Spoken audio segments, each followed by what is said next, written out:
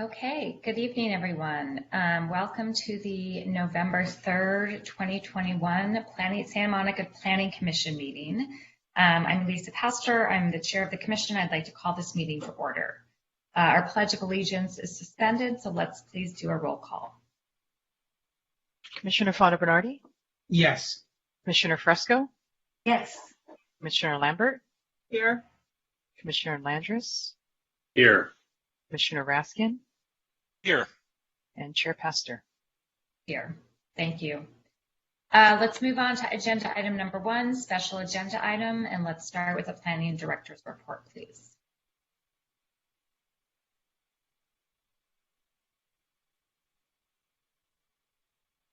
Good evening, Commission. Glad to come up. So as I think Melissa just mentioned a few minutes ago, the November 17th meeting is canceled. On December 1st, we have 3 items. One is a CUP for a dog hotel on 19th Street between Colorado and Olympic. There's a fence wall hedge modification appeal at 706 10th Street. And then there's a vesting tentative parcel map at 734 12th. On December 15th, there's a conditional use permit at 3212 Wilshire Boulevard. I believe that's the Bevmo store. And then also working on some of the housing element implementation items. City Council, October 26th,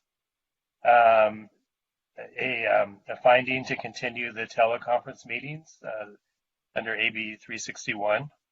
So that will be in effect for at least until the beginning of next year. And then upcoming at City Council, November 23rd, the Ocean Avenue Hotel appeal, the extension of process thresholds ICO, and then also the demolition IZO. And then December 7th will be the Shore Hotel appeal, and then the permitting time extensions IZO.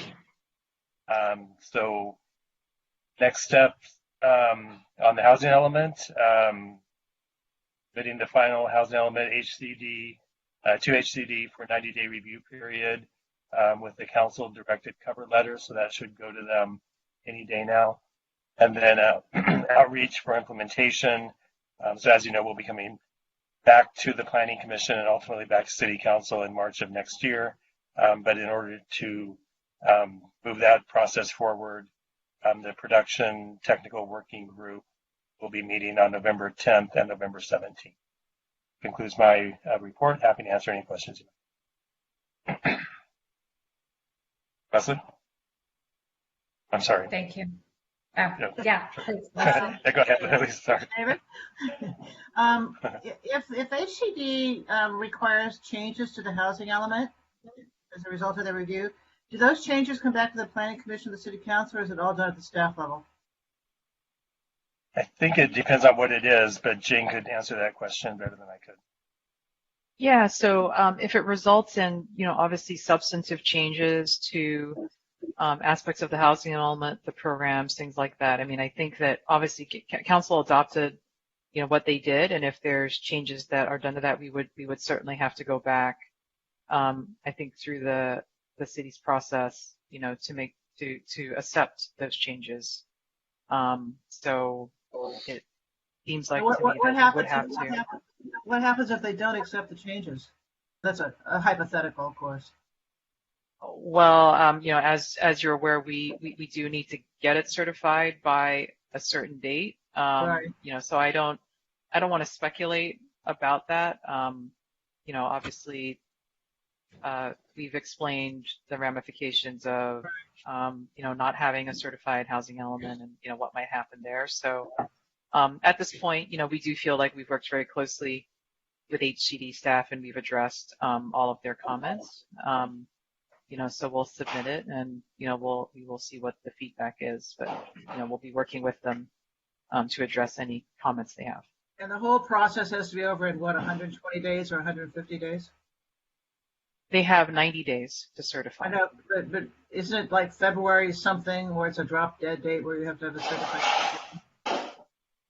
Well, that one is the, gosh, I'm sort of escaping me right now, but that 120-day period is the date by which the city has to adopt. So we've already adopted our housing element already. And actually, I'm reminded that there was a change to that period. Heidi, I don't know if you're remembering. There was actually a change to that portion of the law that we. Right. So the consequences changed recently, but it doesn't apply to the city. So instead of having to update every 4 years, we actually have a shortened period of time to adopt any zoning changes. But since the city council did adopt on October 12th, it does not appear that 120-day timeline actually applies to the city. So as the planning manager was explaining, the HCD has 90 days to return to the city with comments and or a certification of the housing element. If they have further comments, then we will have to work through those comments, but there isn't an additional time frame after that. We just wouldn't have a compliant housing element. Okay, thank you. And so, Heidi, if there was any challenge to our housing element, what is the statute of limitations and when does it start? So it depends on what they're challenging. I would say until HCD comes back with their determination on whether or not the city has, met the requirements and they've certified it, we would argue that any litigation would not be ripe on whether or not it was compliant. So that's kind of where we are in the moment. Yeah. Commissioner Landros, did you have a question? Yes, I did actually. On the AB 361 declaration, I'm wondering two questions. Number one, I know that the city recently extended the emergency to January 31st, but AB 361 is dependent on the state emergency. Do you have a sense of what our returning to in-person schedule might be? And then secondarily, my understanding of AB 361 is that the council could go back in person, but conceivably we at the Planning Commission might have reason to make findings if the state of emergency, the state level state of emergency still exists. So I'm wondering whether that flexibility persists. I don't know where everybody is about going back in person, but with the expansion of the vaccine regimen, it starts to be a little bit easier, and hopefully the 0 to 5s will be vaccinable soon. Yeah, so we haven't at a kind of citywide level really figured out or decided when. Oh. Oh. Can you hear me? I can hear you fine. We can hear you. Okay. Yeah, so we are still talking about that kind of citywide in terms of when the boards and commissions would be back in person. We don't have a date yet. So I think it'll be at least sometime next year towards the middle. However, Heidi, maybe you have more to say about kind of the legal parameters of the issue. So not much, just briefly. The resolution. I apologize. I can't hear. My sound is out, so I don't know what you just said. I guess I'll catch up after the meeting. But I'm going to log out and log back in.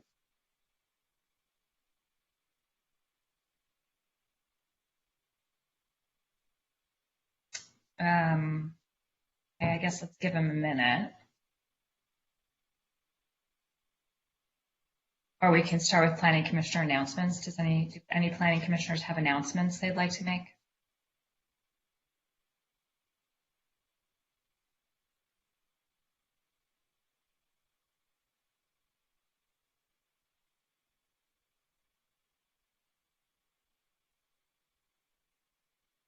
Anybody have a good joke?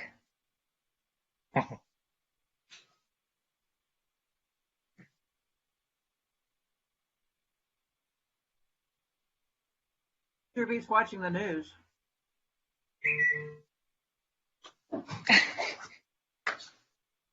Okay, Sean, can you hear us now? I can hear you now. Okay, so you don't need to belabor it for me if there's not action we need to take. there's no action we need to take anytime soon. So Okay. let's go.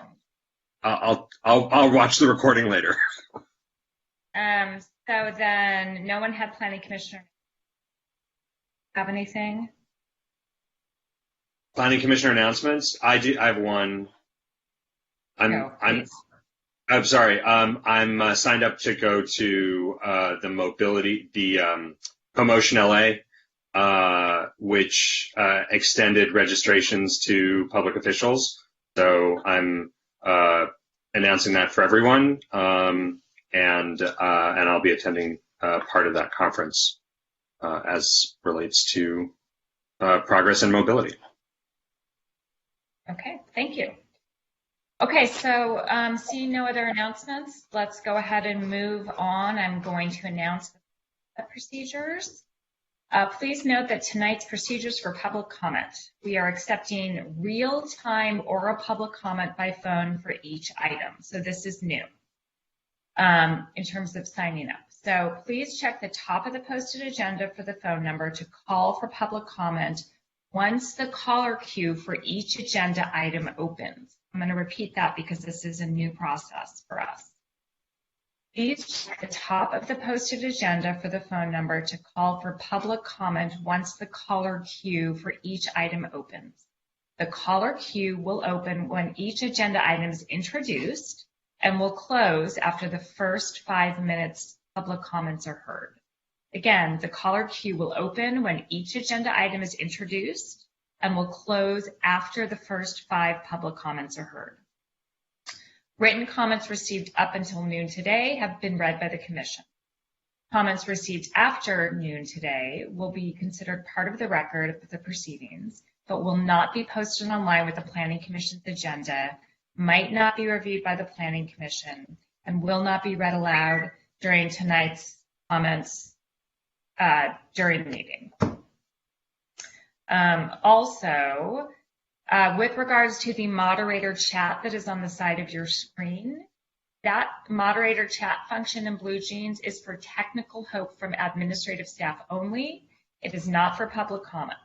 The Commission cannot see the chat, and comments will not be forwarded to the Commission or entered into the record. So please only do that if you have an issue, a technical issue. Okay, so moving on to the consent calendar. We have nothing there. That's number 2. Moving on to the study session, nothing there. We have no continued items, which is item 4. And we have no staff administrative items. So that brings us to item 6, which is public hearing. And A is 1242 20th Street, 1925 Arizona Avenue. This is a development review permit, major modification, final environmental impact review. So the caller queue is now open for this item, and anybody wishing to provide oral public comment on this item should call the number listed on the agenda now. Once again, the caller queue is open. Anybody wishing to provide oral public comment on this item should call the number listed on the agenda now. Are there any ex parte disclosures before we start the staff report? Let's see, Leslie, then Nina, then Ellis. I walked around the site this afternoon around 2 o'clock for about a half an hour. Got a good feeling for it. Okay, thank you. Nina? Yesterday morning, I went to visit the site and spent a little time walking all around, and then I also had a conversation with Lena Lee about Commissioner Fresco, we're getting a lot of echo from you. Do you have more than one device on? no, I hear it too, but there are no other devices around. Now you're okay. Okay. Commissioner Raskin. Thank you. I have a few. On Monday, I received an email from Lena Lee from the CIN group asking if I needed any additional information about the project. I did not respond to that email. Today at about 2 p.m., I had about a 5-minute phone call with Rebecca Davis, attorney at Luzo Drury, counsel for Supporters Alliance for Environmental Responsibility, and we discussed a few items in her comment letter. I also should disclose for the record that the Luzo Drury comment letter included some expert opinions that were prepared by Matt Hageman at a consulting firm called Swape. In my legal practice in the past, I've hired Matt Hageman to serve as an expert consultant, though he is not working for me at this time, and it is my opinion this is not a conflict of interest. And I have also been to the site on foot, by car, by scooter, and other means several times. Anybody else? I'm sorry. Commissioner Landris, then Commissioner Lambert. Sure. So I received the same email from Ms. Lee on Monday. I forwarded it to Melissa Zach, and I did not respond either. But to the best of my knowledge, all other correspondence that I received was also CC'd public comments or Melissa, and so I believe that it all was posted to the public record, and I was the one being CC'd as a courtesy.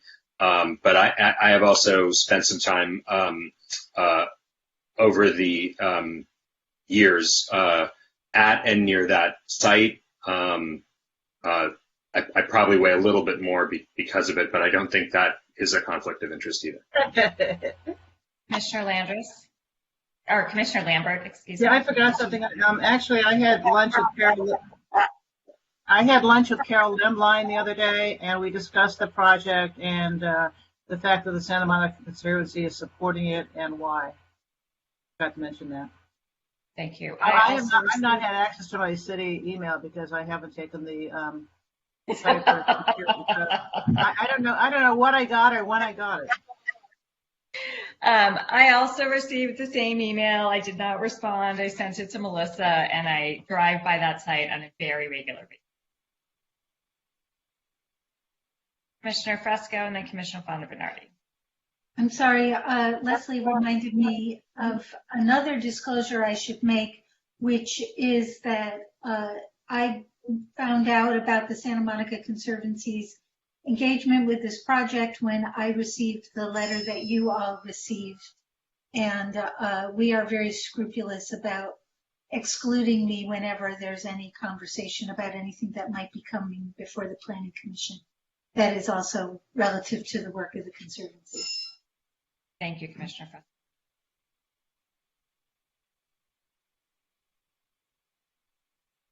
Yeah, Commissioner Fonda-Bernardi.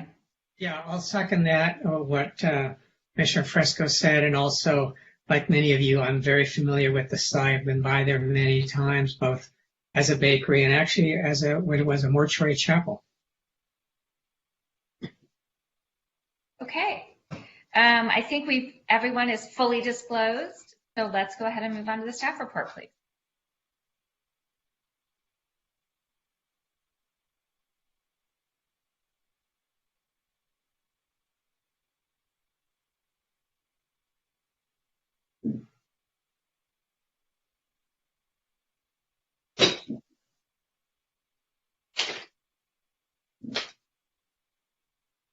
Sure.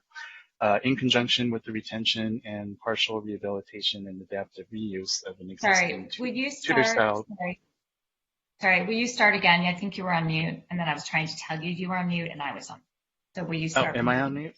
Okay. Now we can hear you. Thank you. Okay. Sorry.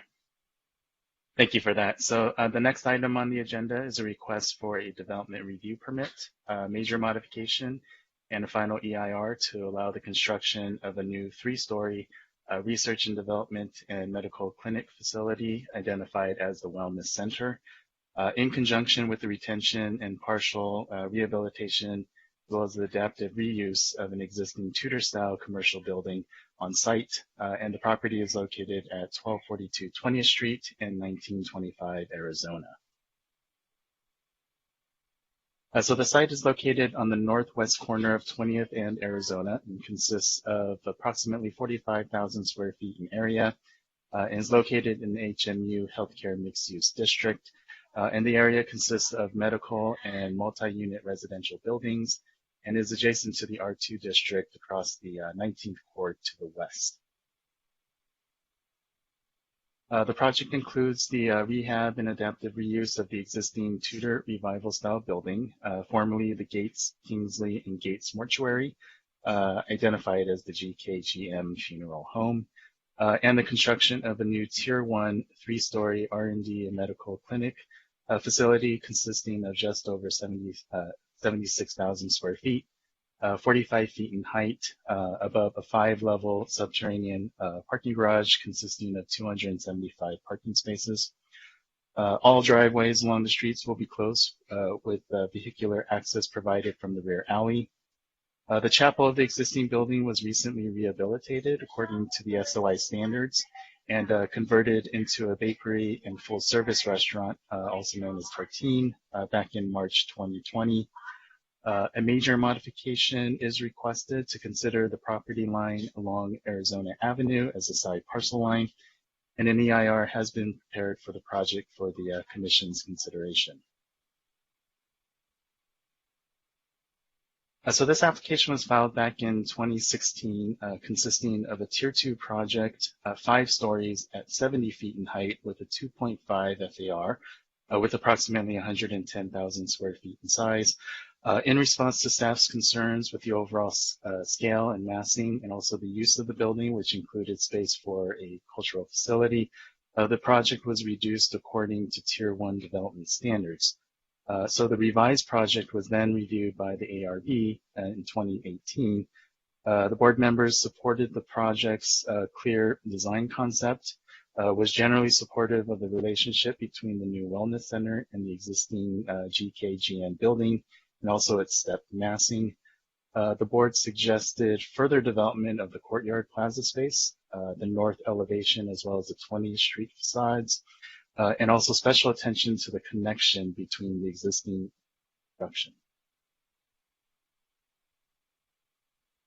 So in response, the project was revised that furthered the project's overall consistency with the SOI standards.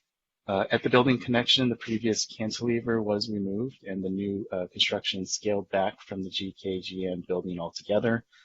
The openness of the plaza was enhanced and the facades simplified in design so that the building appears more subservient to the historic property, but while also retaining its own architectural concept. And based on these changes, staff believes the board's comments have been addressed. The EIR framework for historic evaluation consisted of studying whether the project would impact the potential historic designation eligibility of the Tudor-style building.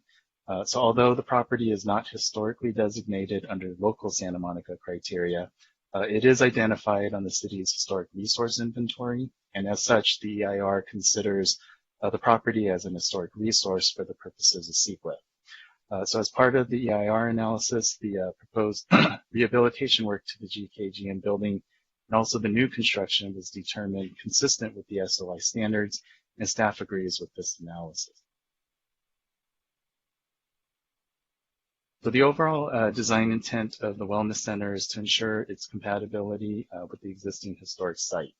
The property at the street corner will remain in its current site configuration with its open space retained.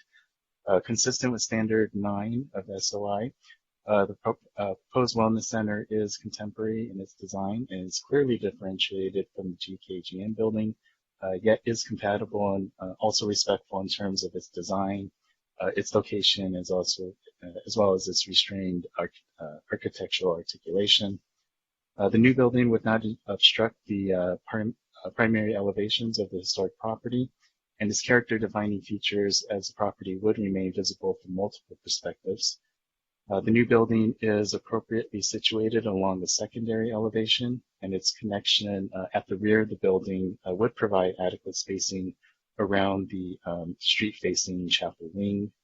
And although the project is larger in overall size compared to the chapel wing, the new building is set back from the resource in a respectful manner.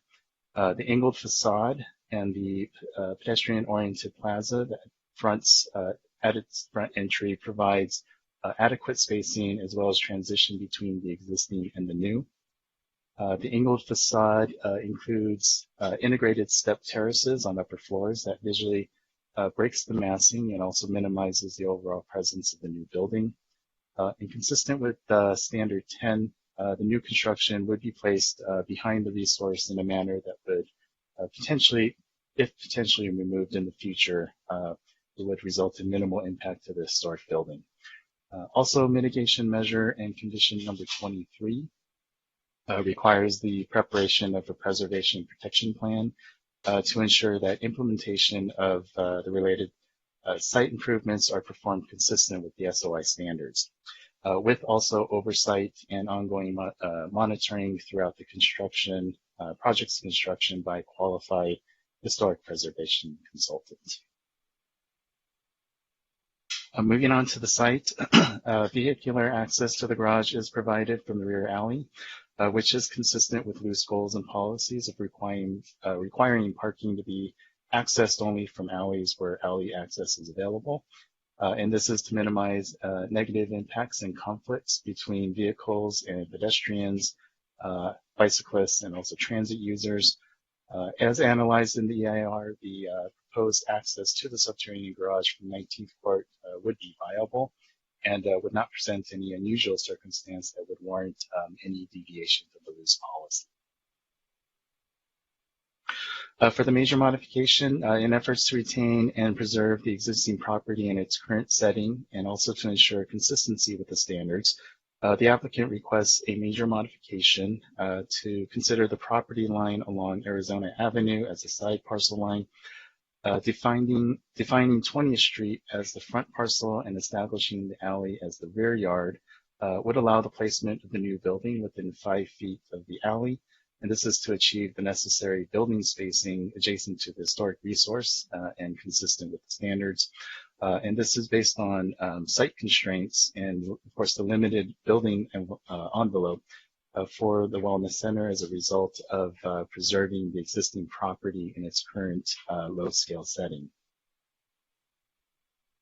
The Wellness Center would be set back 25 feet, will be set back with 25 feet of separation between the nearest residentially zoned property across the alley, as would be the case with any mid-block parcel by definition, and would remain compliant with daylight plane requirements.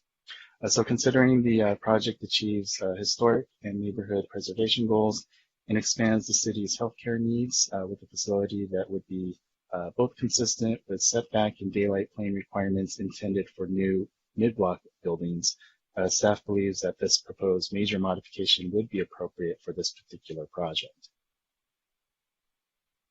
Moving on to CEQA, an environmental impact report was prepared in accordance to CEQA. Concerns raised by participants during the EIR scoping meeting included that the access to the garage and added use of the rear alley would result in congestion impacts, particularly shared with the adjacent Lighthouse Church and School, and that access should be provided from 20th or Arizona through the GKGM property, which doesn't appear to have any historic significance. So these comments were addressed and considered and addressed in the EIR, specifically in the cultural resources, transportation, as well as the alternative sections. The EIR concluded that the project, with implementation of feasible mitigation measures, would not result in any significant and unavoidable impacts. Accordingly, all mitigation measures are included as conditions of approval for the project. The EIR also studied 6 project alternatives as further outlined in the staff report, which do not satisfy project objectives or furthering goals related to the viability of the HMU district or are contrary with loose transportation policy. Alternative 3, which is the administrative approval of the reduced project scope, would be the environmentally superior alternative and lessen the potential impacts of the project to a greater degree. However, this alternative would not meet the project objectives and would also result in fewer jobs in close proximity to housing and transit to support the mobility and also the circulation objectives of the proposed project. So the project is consistent with the LUCE in that it will support the continued vitality of medical facilities to meet the healthcare needs of the city. It promotes the adaptive reuse of historic structures and where new construction would be respectful of the existing historic resources. The project is appropriately sized to accommodate the historic resource and is also compatible in the scale and character with the surrounding neighborhood. And is also consistent with transportation policies, which requires that parking be accessed only from the rear alleys when available.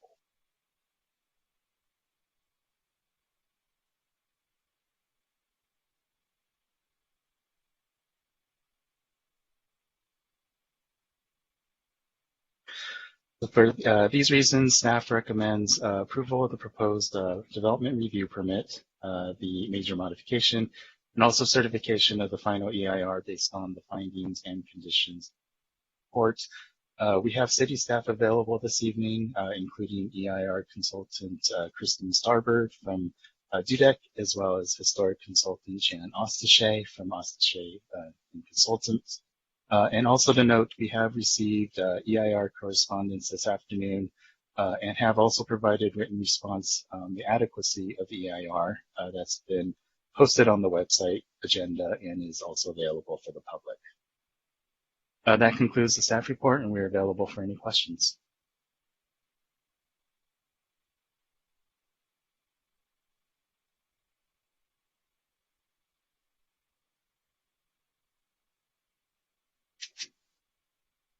Do we hear from the applicant first? Sorry, no, we can have staff questions. Sorry, I was having technical difficulties. Commissioner Fonda-Bernardi. Yeah, I have a simple question.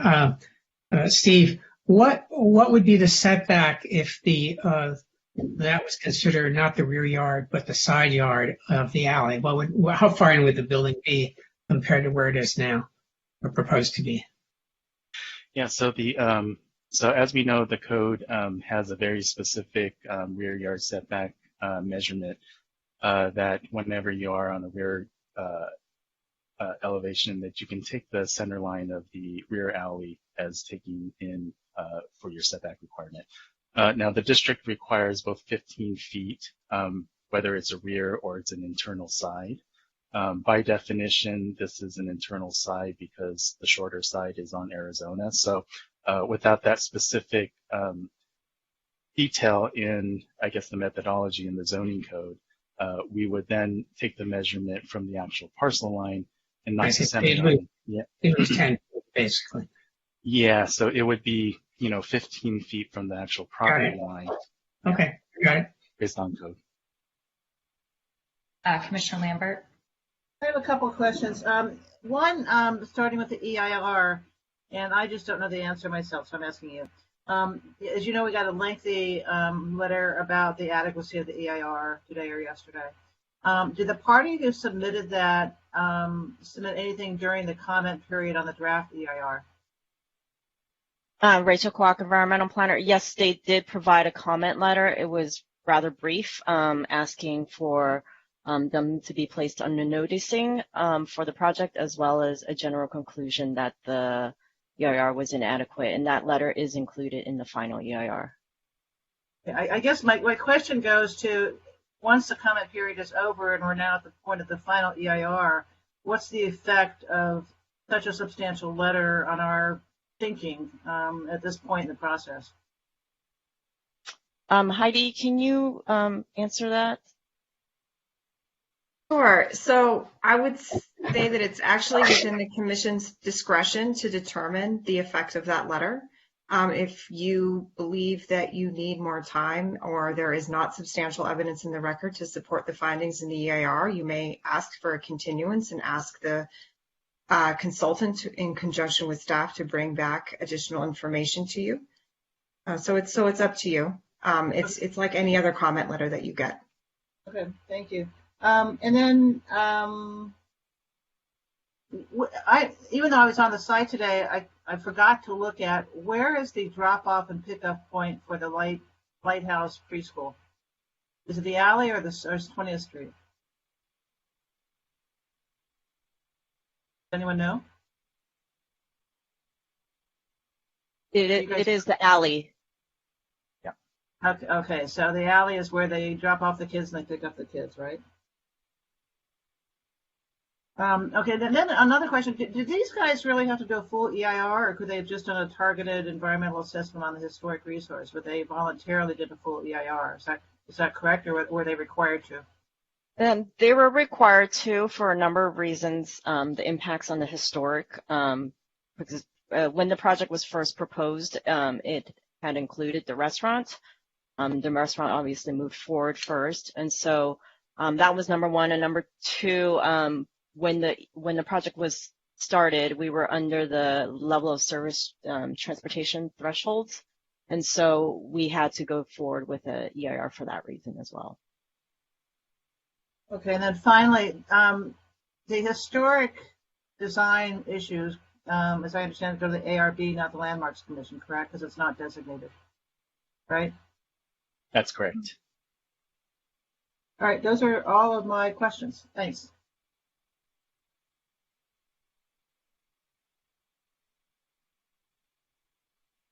Commissioner Raskin, then Commissioner Landris. Thanks. I have about 5 or 6 EIR questions. Commissioner Landris, if you've got a short one, you can go first. Sure. Thank you, Commissioner Raskin. I just wanted to ask staff to expand on the seismic considerations. The fault line pretty much runs underneath that. It sort of turns up from Santa Monica Boulevard, and I'm wondering, what the thinking has been there in terms of 5 stories of underground parking. Just curious about that. I have to check. I don't believe that the fault runs directly underneath it. But if it did, let me just open up the EIR. But if it did, it would be subject to a fault assessment per our building and safety code. So they would have to do an assessment, which would involve some different kinds of measurements to determine where the fault is actually located and what the risk would be of a surface fault rupture. So that would be done as part of the building permit process. Okay, unless I'm completely misreading my map. The most recent rendering of the Santa Monica, of the fault that runs along Santa Monica Boulevard, has it popping up just west of just west of Cloverfield and heading northwest, sort of diagonally up toward Montana and toward Wilshire, Montana, and San Vicente. So I will keep looking. Yeah, let me get back to you on that. Thanks.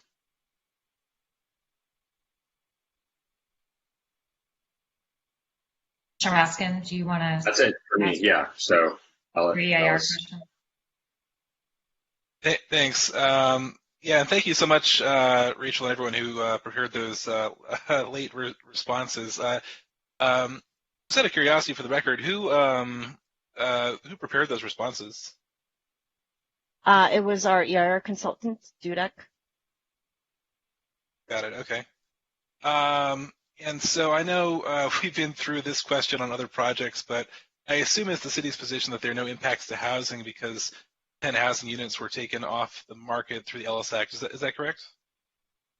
Those units were taken out quite a bit of time ago, and so they were Ellis, yes, and it has been since occupied by commercial uses for the last few years. Got it. Okay. And with respect to the comments we received about birds on the site, did the city ever do a assessment on the site to see if there's any potential for nesting birds to occur there? Generally what happens, and Kristen can add to this if necessary, but what generally happens is we send our EIR consultants out there to assess the site. And so, a survey is done, and given the urbanized nature of the site, there was no significant trees or habitat observed on the site. And then what happens, a database is searched, a natural biological database is searched to determine any presence of sensitive species that could habitate there. And so none of the evidences show that there was any significant or rare species. And so that is why the issue is scoped out in the EIR. Yeah, understood. So for alternative 4, I didn't really see a clear answer in the most recent responses, but was that only rejected for economic reasons, or were there other issues and other project objectives that weren't really satisfied by alternative 4? So alternative 4 was not rejected. It was actually, we have a section called alternatives considered and rejected. And I think that's the confusion. Alternative 4 was actually analyzed. And so we went through the process of analyzing all of the impacts. And then at the end of the analysis of impacts, we went through the process of analyzing the alternatives relative to how well it meets project objectives. At the end of the day, we looked at all of the alternatives, and an environmentally superior alternative was decided on, which was alternative 3. But at the end of it, there are no significant and unavoidable impacts of the project, so there is no legal obligation to select any other alternatives, any lesser alternatives as necessary. So since there are no significant and unavoidable impacts, the Planning Commission does not have to select a lesser alternative. So to be clear, there was no alternative that was actually rejected in the EIR. But do I understand it correctly that alternative 4 does not meet all project objectives? It meets most, and the text is written as such. It meets most of the objectives. It just does not meet the economic objectives to the same extent as the project. Okay. And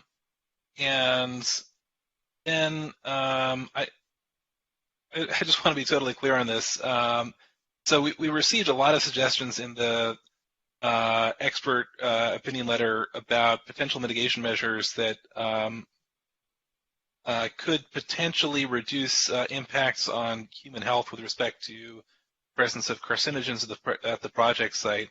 Do I understand the response correctly? That is the city's position that that additional mitigation is not necessary because the project already complies with building codes? I believe so. Kristen, do you want to try to take this question, or Ian? Yeah, sure. I'll take it. This is Kristen Starbird. So basically, yeah, I think you're exactly right. The fact is that the current regulatory rigor that's applied to new projects addresses the topic of potential hazards associated with building materials. So first of all, a discussion of impacts on indoor air quality for future occupants of a new construction is not something that's specifically required to be evaluated under CEQA or by CARB or in accordance with any guidelines. So I think that you're correct. The answer is building materials have to reduce exposure through existing regulations by the US EPA and CARB, specifically actually related to formaldehyde emissions from composite wood products. In addition, you've got 2019 Cal Green Building Code that also has applicable regulations. So simply compliance with existing regulations and building codes, that is how you're not having an issue with related to indoor air quality impacts. Okay, and so then, again, if I understand you correctly, it's not necessarily that the mitigation that's recommended is infeasible, it's just that under the framework that you just laid out, it's not necessary. That's exactly right. The project does not result in any significant impacts that would result in the need to mitigate. I mean, mitigation is required when the project itself is generating a significant impact on the environment, and that's not the case here. Yeah, I mean, I think we'd all agree that it's an issue of a difference of opinion of experts, but we'll get into that later. I'll cut off my questions there. Thank you, everyone, for your diligence in this. Let me just get back to Commissioner Landris' question about the geo. I'm looking at 4.5-1, and the site is actually south of the earthquake fault zone. So it's just these zones that are in yellow indicate areas where they think the fault might be, and so they would have to perform a fault assessment zone if it was in it, but this project site is not in it. Right. So let me take that question further. I'm really, the 5 floors of parking that make me a little bit nervous. I'm looking at the map. 1224 20th Street is deemed to be within the fault zone. 1228 20th Street is not deemed to be within the fault zone. And 1242 and 1925 are deemed not to be within the fault zone. So basically what we're talking about is something one parcel over from the fault zone, and we know that seismology is an excellent science, but not a perfect science. No science is. So I'm just curious, what does it mean to be within, 150 feet of a serious fault zone? What impact would that have? We got those. If our best folks got this wrong by 150 feet, or even if they didn't, what does that mean? For the construction. Well, when you're outside of it, technically there's, the guidance is that you don't have to perform the fault assessment. And so that's a straightforward answer. And I just want to also note that, when these fault zones were drawn up by the geologists, they were pretty conservative. So, they allow for the possibility that, the fault may, just be, they have an idea of where the fault is based on kind of looking at the topography and everything. And then they draw these zones pretty conservatively. So it should capture what they think will most likely have, where the fault would likely be. But it is not a perfect science, as you said. So Rachel, in other words, are you saying that the fault zones already take into account a buffer area? Yes, that is and exactly it. You happen to know how big the buffer area is? Is anyone from Brink, who's the EIR consultant who just spoke? I apologize. Kristen. I'm sorry, Kristen. Yeah, sorry. Yeah. I'm looking right now at the geotech report investigation, and of course, it says we're outside and that there is no risk of hazards associated with the project exacerbating any geologic. So, and these are stamped and certified by certified engineer geologists. Okay. And Commissioner Landris, is there particular evidence that you're looking at that suggests that being 1 or 2 blocks out of there is a problem, or are you just raising a concern? I'm just trying to figure out where your question is coming from. I'm raising a concern rooted in life experience, having grown up here and having seen people who thought they were outside of a fault zone find themselves inside a fault zone in Santa Monica in 1994.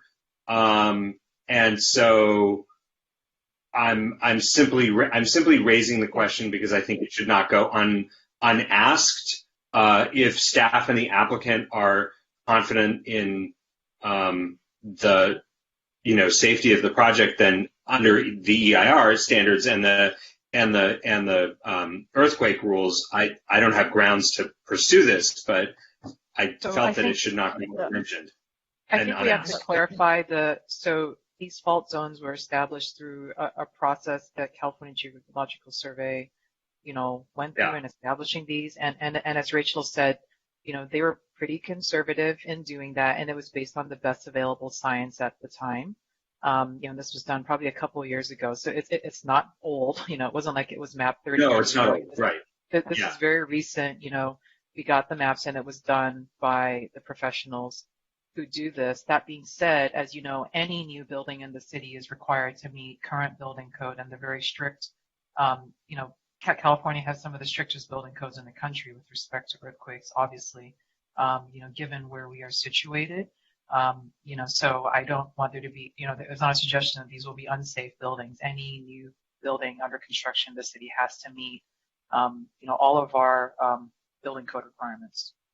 And there's, I would Sure, and I appreciate that, and I'm still listening and learning, and I'm generally inclined toward this project. But I think if you think about a major earthquake, it is a fairly different scenario if you have an earthquake that is, damaging an above ground building and an earthquake that results in 5 stories of underground parking being put at risk. So I'm asking the question now rather than waking up, God forbid, and finding out that there was a problem and that we had a search and rescue problem and that people were hurt and potentially worse with 5 stories of underground parking. So that's where I'm coming from in my question. I want to make sure that we've asked this question as thoroughly as we need to. I love what I see above ground, but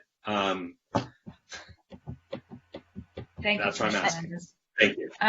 Rachel and Kristen, given the very late nature of the letter, the Lozelle jury letter, have you all had a chance to really digest it yet? And yes, we've provided. Sorry, go ahead. Provided what? Go ahead. We've provided written responses that have been posted on the website, and so it goes through detail of the concerns that have been raised in the letter. Oh, okay. I guess I didn't. Yeah. Okay. I guess I didn't see those. Okay. I apologize. Those. Sorry, where did you post those? They should be on the PC agenda website for today. There's a link under public correspondence, and you might just need to refresh your page if you do have the agenda open. There it is. Okay, thank you. Unless there are other questions at this time, let's go ahead and move on to, Commissioner Fonda Bernardi. So, 2 questions actually. One, we have a minimum amount of charging stations required for parking spaces, common parking spaces like this. I couldn't find those on the plan. Maybe I missed them. But what is our requirement, and did they meet it?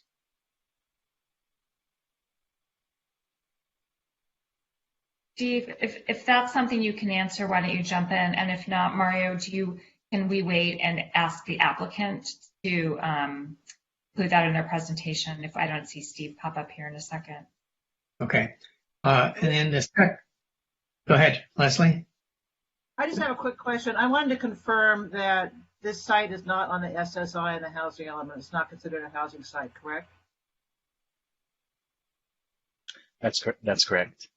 And Commissioner Bernardi, just really quickly, the applicant has the percentage of parking stalls that they can share with you that's on the plans. I think it's more so in the maybe not identified per parking space, but I believe it's in the parking chart in terms of the. Okay, well, we'll get to that when we have a testimony. And then the second question I have, which is more of a conceptual question. One of the things that did pop out of the EIR was that there was a lot of concern about formaldehyde. And it seems to me that even though the building codes may cover it or may cover part of it or may require, would there be a problem if we made a condition that the construction of the building not have any materials in the building itself that have formaldehyde, that it be a formaldehyde-free structure? Obviously, it's a medical building. They may use formaldehyde for testing or for, various laboratory chemistry things. But for the actual building itself, is that something that we can make a condition of?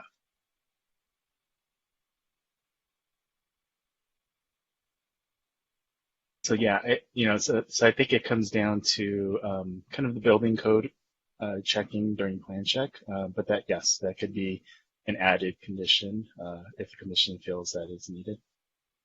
Okay, thank you. Okay, with that, why don't we go ahead and move on to the applicant?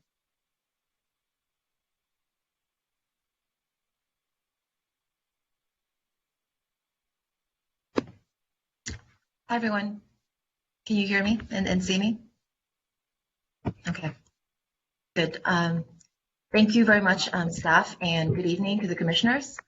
My name is Lena Lee, and I'm here tonight on behalf of the applicant team, and we are quite ready. We've been ready, and we are proud to kind of present this project to you finally. I just want to point out a few comments before I turn it over to the gentlemen who've helped me design this project to date. You know, when as applicant, when we approached the site, this was back in 2015, there were two really prime kind of findings and considerations that we've always kept in mind. The first one is the most obvious one, which is that the structure on site carries tremendous meaning and significance for the local community. And so we've always anticipated that it would be a design and engineering challenge. And over the years, our preservation approach has not really changed. We've just continually received additional feedback from both our consultants and the cities. And so what we have today is ultimately what we saw the best opportunity to redefine how the public can use that space. The second consideration, which informs the programming and the uses proposed on the building, is that this parcel is a rare example of HMU, of healthcare mixed use zoning. And so we spent at length, some time looking at what are the encouraged uses on site. And so whether it is medical, truly clinical in nature, or more, healthcare supporting well-being, wellness related research and development, supporting retail and services. This is really a rare occasion to accommodate these uses in an area the city has designated for them within proximity of a resident base, as well as the adjoining hospitals nearby. And so we locked in very early on and really wanted to focus and bring to the community and to the city a project that would maximize these uses. And that's why you see before you the 70,000 square feet roughly of medical related professional, office, clinical, and development spaces. And I just want to touch on the fact that while our neighbors to the north and south of this parcel actually share the same HMU zoning, I think it was clear early on that we would be the first to kind of to have to reconcile being on this side of the street, having HMU designation, but also our back to a residential lower density neighborhood to the west. So what you see is a design that has evolved over the years to address these two factors. As staff touched on, we had a redesign and a resubmittal in 2017 based on city feedback about the scaling and the massing, and shrunk this project to 3 stories and to 1.5 FAR. We also had a series of redesigns based on the ARB feedback in 2018. That was a favorable presentation, but we did take into account some of the additional the terrace setbacks, as well as the public use of the relationship basically of the plaza to the public realm. So I will let Neil speak to that further, but I just wanted to highlight that we are actually quite proud of the design that you see today. We feel that it achieves the original goal, which is to be respectful of the existing of the past. It does have its own architectural integrity, and through the use of the restaurant, which has been in operation since March of 2020, we've begun already to see the public kind of use and reactivation of that corner. And so we look forward to hearing your comments tonight, to addressing anything else. I have a few responses, I think, to some of the questions that I just heard, and we look forward to your support of this project to the next phase. So with that, I'll pass it to Robert Chattel, who is our historic and preservation consultant. Thank you, Lena. And just a few comments. We work closely with city staff and Jan Ostershey, their historic preservation consultant, in that first project, which was to complete the rehabilitation of the chapel wing of the mortuary building as a restaurant. The administrative wing, which is shown in a historic view here on the left, is part of the the project before you, and it would be rehabilitated in conformance with the Secretary standards. We're comfortable with all of the work that's been done to prepare an EIR that finds a less than significant historic resources impact, and we're ready to implement the mitigation measures as they're proposed. There's one more view here. Neil, if you could advance the slides. I don't know if that's still there. These were some of the images that we found. A classic hearse in front of the chapel. The chapel also hosted for a number of years weddings, believe it or not. So if you haven't been there, it's a remarkable adaptive reuse, and it's exactly what we should be seeing done with historic buildings.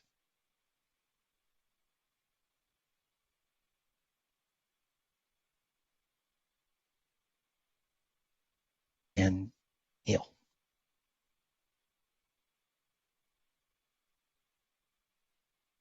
Thank you, Robert. So who's up next? I'm sorry, I was on mute. Hi, I'm Neil Denari. I'm principal of NMDA. I'm the architect for the project. Good evening, commissioners. I will take just a few minutes to go over, I think, some of my personal ambitions about the project, in addition to everything that's already been stated about the goals. I think that as time goes on in Los Angeles, the nature of preservation will become more and more important.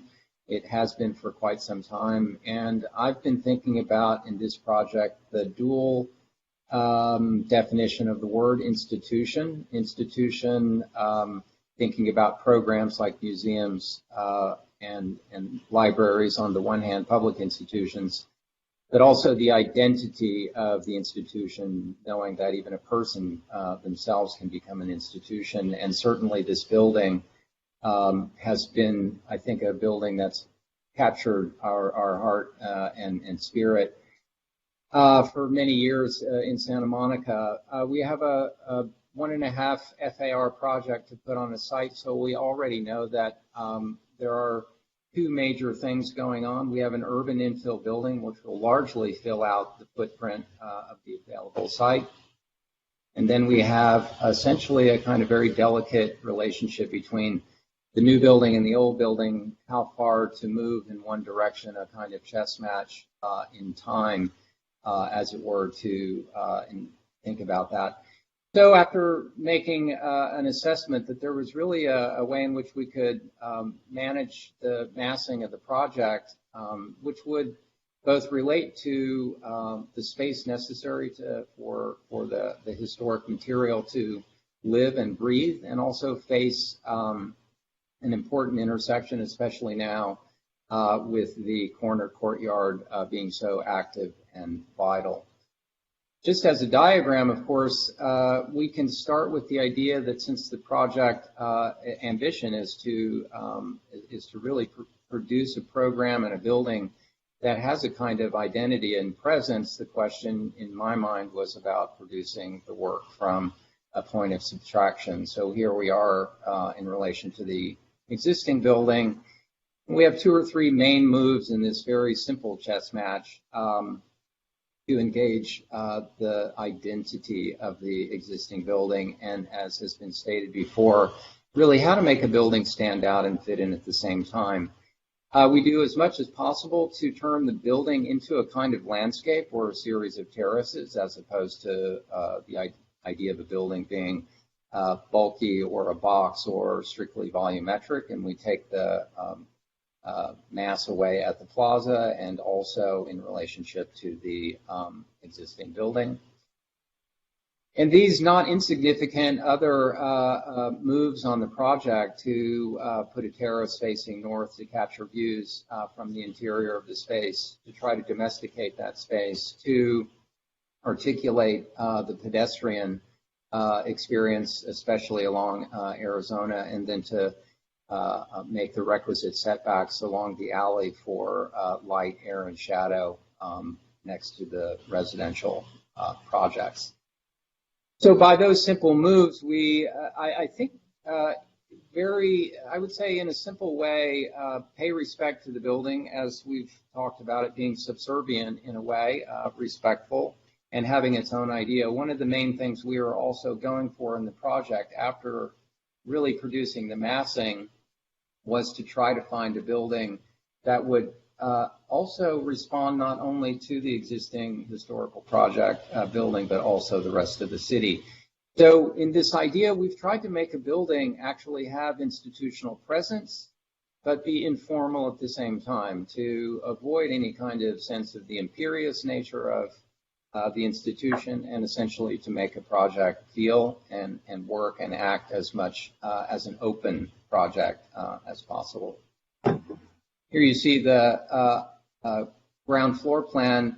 The chapel becomes, in a way, a building surrounded by two types of open spaces, one attached to the restaurant, to the bakery, but very much a public space, and another which is shaped around the entrance to the wellness center, which I feel like is a little bit more conceived of as a small urban plaza with the institution of the chapel, with the new institution of the wellness center, and more or less as a gathering space and thought of as being about connecting, I think, to the ambition of the program to educate and to communicate ideas about wellness and progress and health. These are just detailed views, of course, that describe that relationship. I've set up even geometric techniques in the building, if you can see the cursor, that essentially, like an Aikido move, make the building move away to shape and frame the existing building as much as possible, and to essentially be a frame for that kind of space. Here's the second floor plan. The green is the exterior terrace for the second floor, and the third floor does the same, and you can see the building reducing its footprint as it goes up. The facade of the building along 20th is quite important, as in all the facades, and we've tried to make the size of the windows both reflect the idea of openness and institutionality, but also have a grain and quality. We're proposing the building in limestone and in embossed decorative precast concrete, aluminum, and oak. All which would be, in a way, making the project feel like a masonry building, a highly crafted masonry building, a light building, and a building that is connected to the tonality of the existing historical building. So we hope that it's both compatible, that it creates continuity on the one hand, that it produces urbanity, even here as we see in the alley, where we've paid a lot of attention to the detailing of the facade as well, and overall that the project, between the nature of the existing building, the trees, will recede into the background and be a kind of silent witness as much as possible to this hybrid program that Lena spoke about, that we think will be very beneficial to the city. Thank you very much.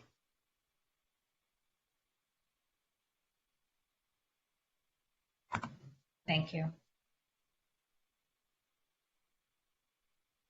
Melissa, may I ask how many minutes left we have to our 15 minutes? Yeah, I was just going to say, do you have anything else to add?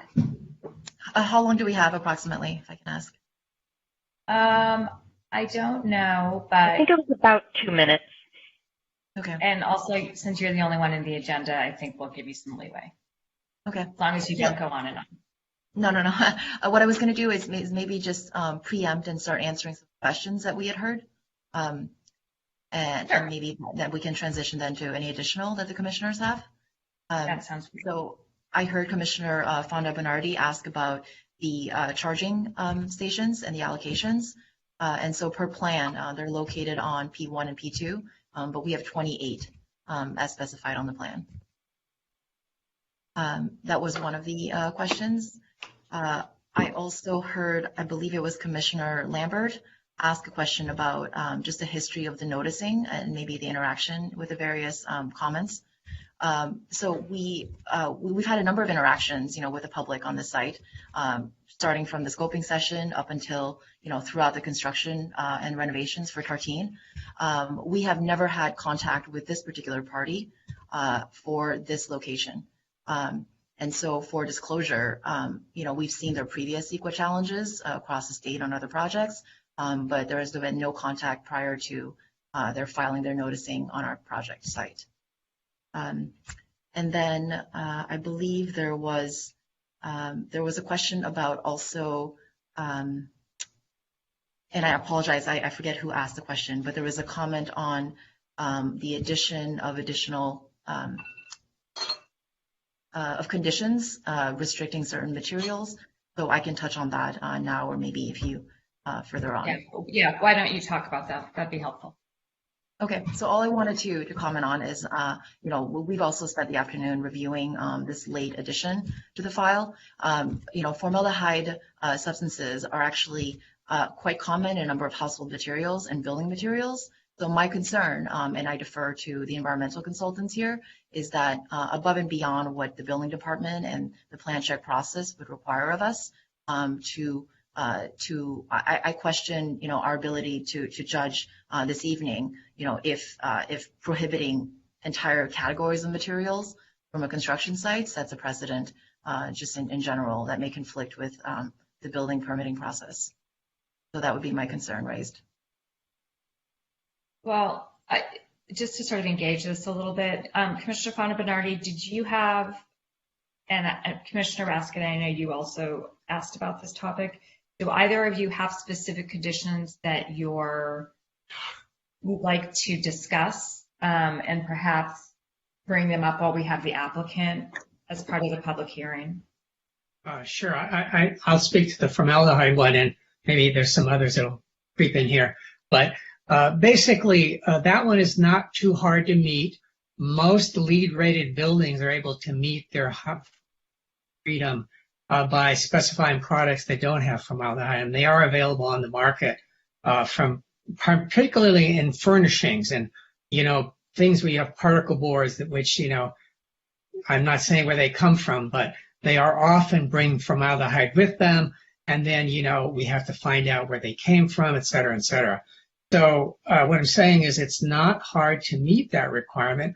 We just want to emphasize it as part of this building, because if it is going to be a wellness center, then it certainly should manifest all of the things that go into wellness, and certainly keeping the environment free of unnecessary chemicals would be one of that.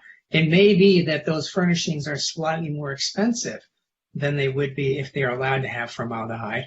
And we could get into a whole discussion about that, but it seems that in this particular application, that's an area where it's easy to meet. It's been happening all the time, and it's not an exceptional thing. In other words, it's not like asking for, oh, well, we want you to, store all your own water or something. That's going to be very difficult to do. But getting rid of formaldehyde is already something that's achievable in the marketplace.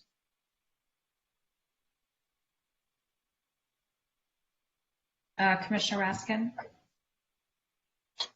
Well, as I understand the comments in the Offerman letter, sounds like Mr. Offerman was citing a number of recent projects that had in fact complied with building code requirements, but still presented unacceptable risks of formaldehyde exposure. But I do think that the mitigation measures that were proposed in the letter are things we should consider.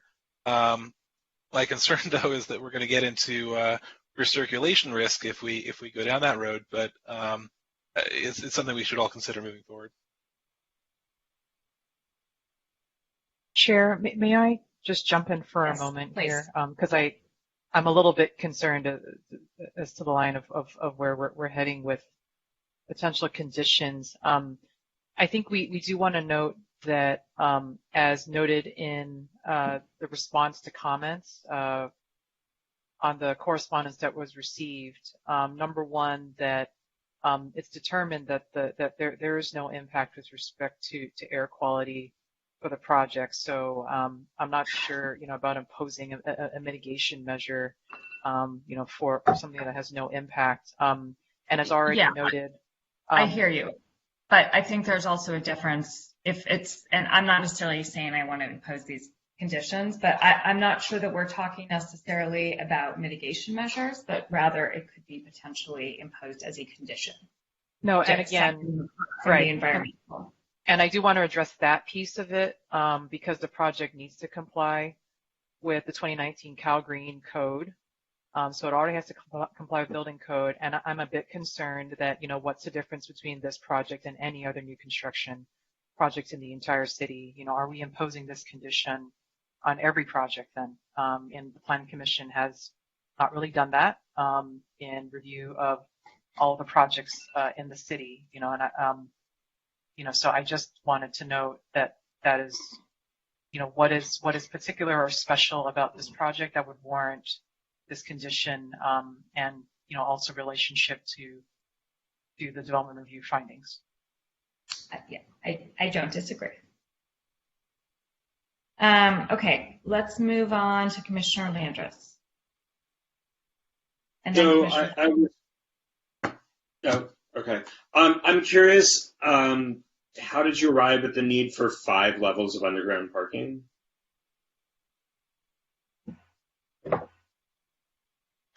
The parking ratios that were required of the site were dictated by the use, right? With the exception of the restaurant, which is parked differently, the rest of the balance of is parked almost at 4 per thousand for medical office and those ancillary uses. And so we go back to the historic, the context of the site.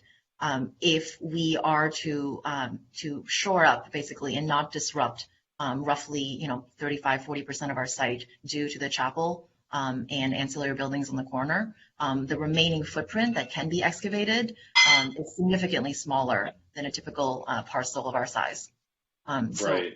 To park what is code required while respecting the historic structure to the south gave us, that is the most efficient layout that we can find at this time without any additional, without, going further towards a building set with the correct, parking consultants on our back. Okay. And to my question earlier about being basically within a the margin of error of the edge of a fault, how are you feeling about that? You're legally not required to do the seismic study, but you are very close to a fault line. I think I'm not sure I have technical answers for that, other than I do think that that's a risk that we take on across all building sites. So it's something that we're faced with, and we do rely on our technical expertise and consultants to advise us. But building standards are very rigid in Santa Monica and across the state, and so we cannot proceed without complying really to those standards. Neil, were you going to add something? I was just going to say the same thing, that all structural codes in California are based on maximum seismic events, and they've increased every decade. I'm sorry. Could whoever's alarm is going off, turn that off, please? Thank you. Go ahead, sir. No, I was just saying that the codes have just continued to become more and more stringent. Northridge, of course, produced a new sea change. And sorry. If you're not speaking, please put your phone on mute, and whoever is having an alarm that keeps going off, please turn it off. Sorry, Neil. Oh. Okay.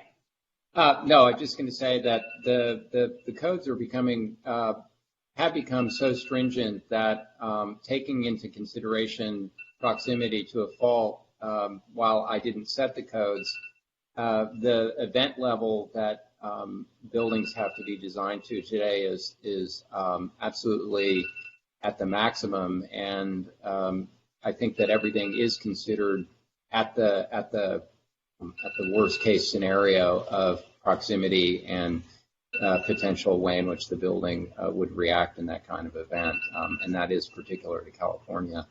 In a way, it imposes the most rigid set of standards on all buildings in our state. Okay, Melissa, can you mute everyone, please? Then, except for the person who's talking, or I did have everybody on mute but Neil, but I will try again. Yeah, I mean, Neil, is that your alarm going off? Because It is not. very... Yeah, I'm not too sure where this is coming from. I'm sorry, guys. Thank you.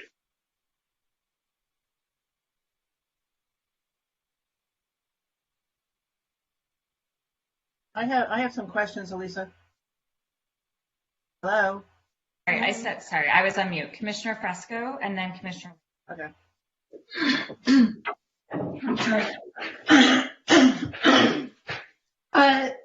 Mr. Denari, you showed a slide that I had not seen and that of the courtyard. Do you think you would be able to share that with us again? Yes. I need to have the ability to share again, please. Sorry, everyone.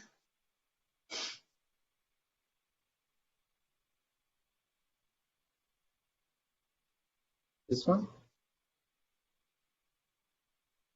Not seeing it yet.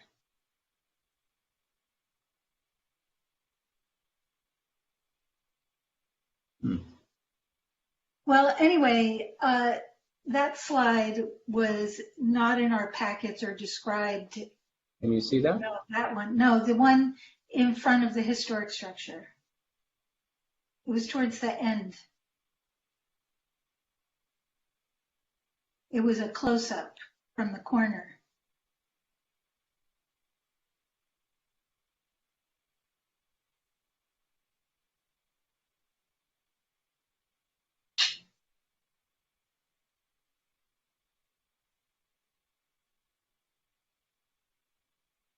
Tell me when to stop. I will. I don't see it yet. The reason I wanted to look at it is because I read in the report that that one would do, but we'll just use that one even though it's not as obvious as the other one. But my understanding from reading the report and from looking at the images you submitted was that the only changes to the historic resource were going to be a reversal of some inconsistent cladding that was on the historic structure, and that you were going to remove some curb cuts and that it was going to be otherwise unchanged, which I was very in support of. But this image, which it turns out you did send us in your supplemental, but I didn't pick it up because the trees look like street trees. There's actually retaining walls and major changes going on to the historic landscape and context of this funeral building. And they are not described in the plans. And I was wondering if this was part of your submittal to staff for this review or if you were saving it for the ARB. Formally, thank you. Formally, the landscape strategy for the project would be discussed at ARB. If I can add to that, Commissioner Fresco, so the prior to 2020 and after ARB, there was a scheme. We had worked with Pamela Barton and company on a landscape plan. And so this actually is kind of an outdated approach with the trees. When we went into the city in 2019 for TI permits for Tartine, we went through almost like a preliminary round of review. Jan Attaché came on site. We had to go through planning department. And what you see on site today, which is just a re-turfed and re-landscaped corner as is what is consistent with the plans, with the site plan and the demo plan. So there is no retaining wall, and those trees will not be planted. So the conversation that you and I had, where I basically asked to just go over the changes to the historic structure, and you said that you weren't planning any changes, is actually correct. It's accurate. And yeah, Neil, if you can go to the site plan, there's a few sheets indicating the modifications with the demo and so on. The site plan still shows exactly what the corner approach is today. So we apologize if there was a little inconsistency in a rendered view. You could still show the old trees. Right. Okay. And that's still planned to be, you're not changing the grass or any of the plantings at this time? No, we just have to keep replacing the grass because it's taken quite a bit of abuse. Right. Okay. Thank you. I'll reserve the rest for my comments with the commission. Commissioner Lambert.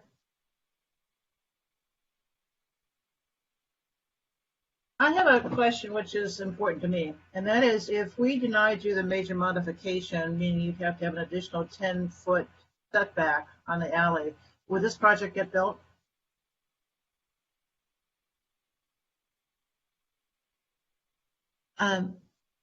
Commissioner Lambert, so I would need to go back to analysis. All I can say is that we've lost to date about 30,000 square feet of medical space to get to where it is today. And then for the past 3 years, it has gone forward with more or less consensus among city departments about the orientation and treating, where the front is calculated. So 20 feet across 3 stories on the remaining portion of what we are allowed to build on would be a significant impact. Yeah, that was a theoretical question. I think I know the answer myself.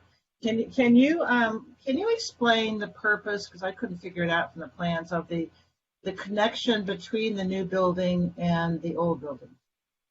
Sure. The part of the modifications proposed, right? We are proposing to demolish 2 former residential buildings as well as the garages that were added off the alley. And so what that would do then is leave the existing structure, the L-shaped on the corner, without convenient or accessible trash loading and other building support areas. And so by making that connection, right, in the most discreet way possible towards the alley away from the public realm, the goal is to keep some of those building systems consolidated.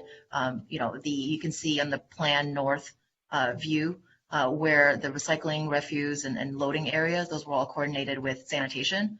And so it's really to allow building support areas to be consolidated in one area. Okay. Well, there's some indication that that is reversible. Did I misread that? What would be reversible? That you could undo the connection between the 2 buildings. I think that there's a dialogue that we were planning to revisit with the building department, which is how they would look at the seismic connection between the 2, just from a building code standpoint. Right. So while they're abutting to one another, from a fire egress standpoint, how the 2 buildings are treated as 1 or 2 is an ongoing discussion with the building department. Thank you. The other question is there may be some discussion tonight, I don't know whether there will be or not, of actually doing access and egress off 20th instead of the alley because of the preschool. How complicated would that be to change your parking arrangement to do that? In 2016, we actually proposed the project originally off of 20th Street. I just want to point out that we designed it both ways. And it went through, and we were asked to redesign the project once already to the current configuration. I think all of the orientation towards the alley meets the objectives of the city, actually. And so we've spent the past few years kind of shifting our approach. And I just want to point out that the pedestrian experience, right, not just on the hard corner in front of Tartine, but also the secondary plaza is so important. And so what we have now is what the city is prioritizing, which is a continuous, pedestrian experience on half the block, essentially. So we were happy to make the change then. It's reversing quite a bit of work now to go back another time, to the original scheme. Because the city told you to do it this way.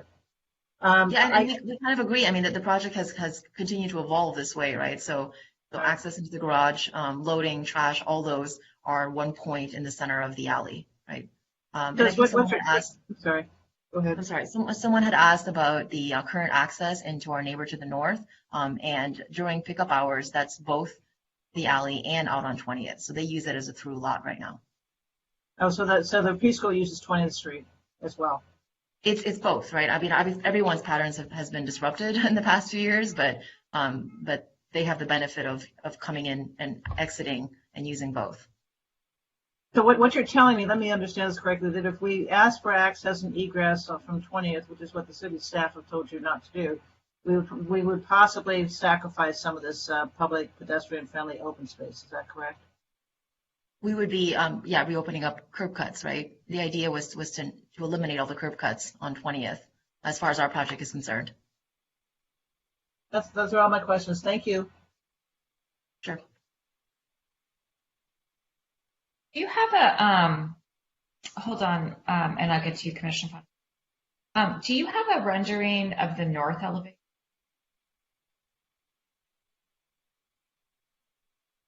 Only partially.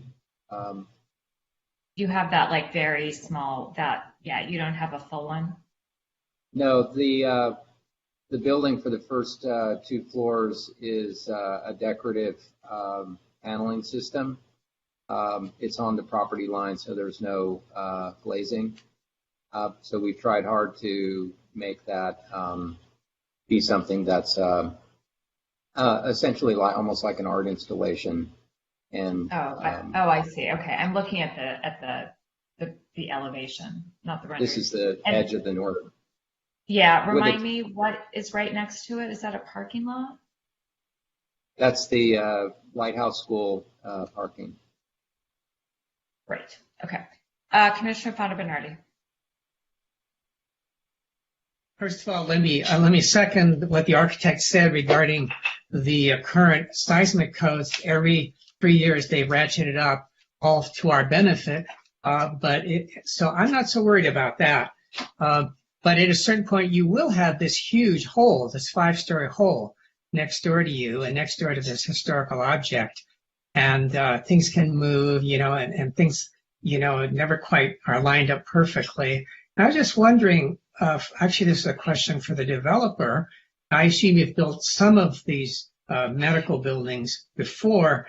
Do they really need 4 spaces for 1,000? Will that bottom floor ever really be used in your experience? I'm just asking a broader question. I know you have no choice, but I'm saying if it was your choice, would you do 5 stories or 4 stories or less? Right. I think that, current market demands and leasing demand, right, is always parking the more the better. And so this is touching on greater mobility, kind of policy, but parking, when you build it, usually, it's not in thinking of what will happen a few decades from now, right? I can see the demand lessening over time. So I know that our development community is faced with the question of, in the future, how would one repurpose space that is built when the demand lessens, right? And what do you do with that bottom floor? Yeah, so that's a question that we've entertained on different project sites. Today, the market and if we had any representatives, from the business community would say that they would need it. But I think, I hope you can appreciate, we just didn't want to challenge, any of the parking requirements from the get-go on this project. No, I don't think ask for a reduction. I don't think you should, but as a planning commission, we do take the long view and try to understand the impacts of things. And if we gave you carte blanche, the question is, would you do something differently? I love the idea of taking away all those driveways because right now Tartine has this beautiful parking lot next to it. But when this building is done, everyone is going to have to come in through the alley. And so it'd be nice to have more parking on the street for people who just want to hop in and get a croissant or something. So that leads to my next question. Will Tartine still have the use, or the bakery, or whoever is there, the tenant, have the use of the courtyard that's in front that they've been using for some of their outdoor eating? And is that part of the program? Are they going to be still doing that, or whoever is the tenants still be using that in an active way? Well, Tartine is with us for the long haul, right? We've once the business plan, incorporating them into this project, we envision them being in the corner for a long time. As far as the specific use of the dining on the corner, that evolved, I have to admit it evolved out of just the pandemic kind of Yeah. the conditions and the community's demand, and just how and how welcomed, you know, the restaurant felt and wanted to embrace, you know, the need they saw. And so it is, you know, it is beyond their actual tenant area, but since we're not disturbing the landscaped patio, you know, they've continued to use that, and we like the use. We think it's the right way to engage the site.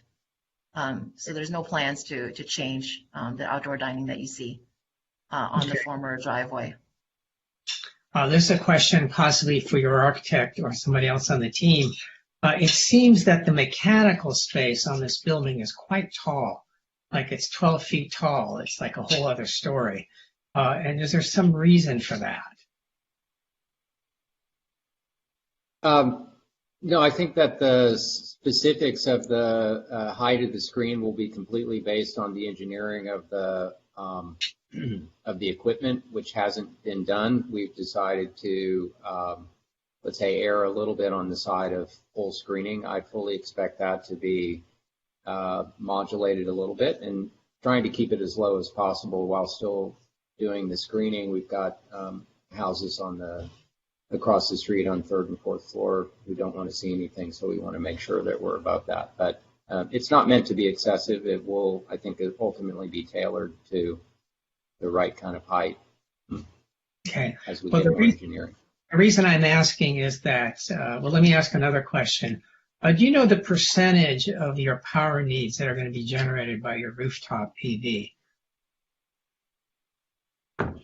I do not. Well, it's a question that I ask almost every project, and I always get the same answer.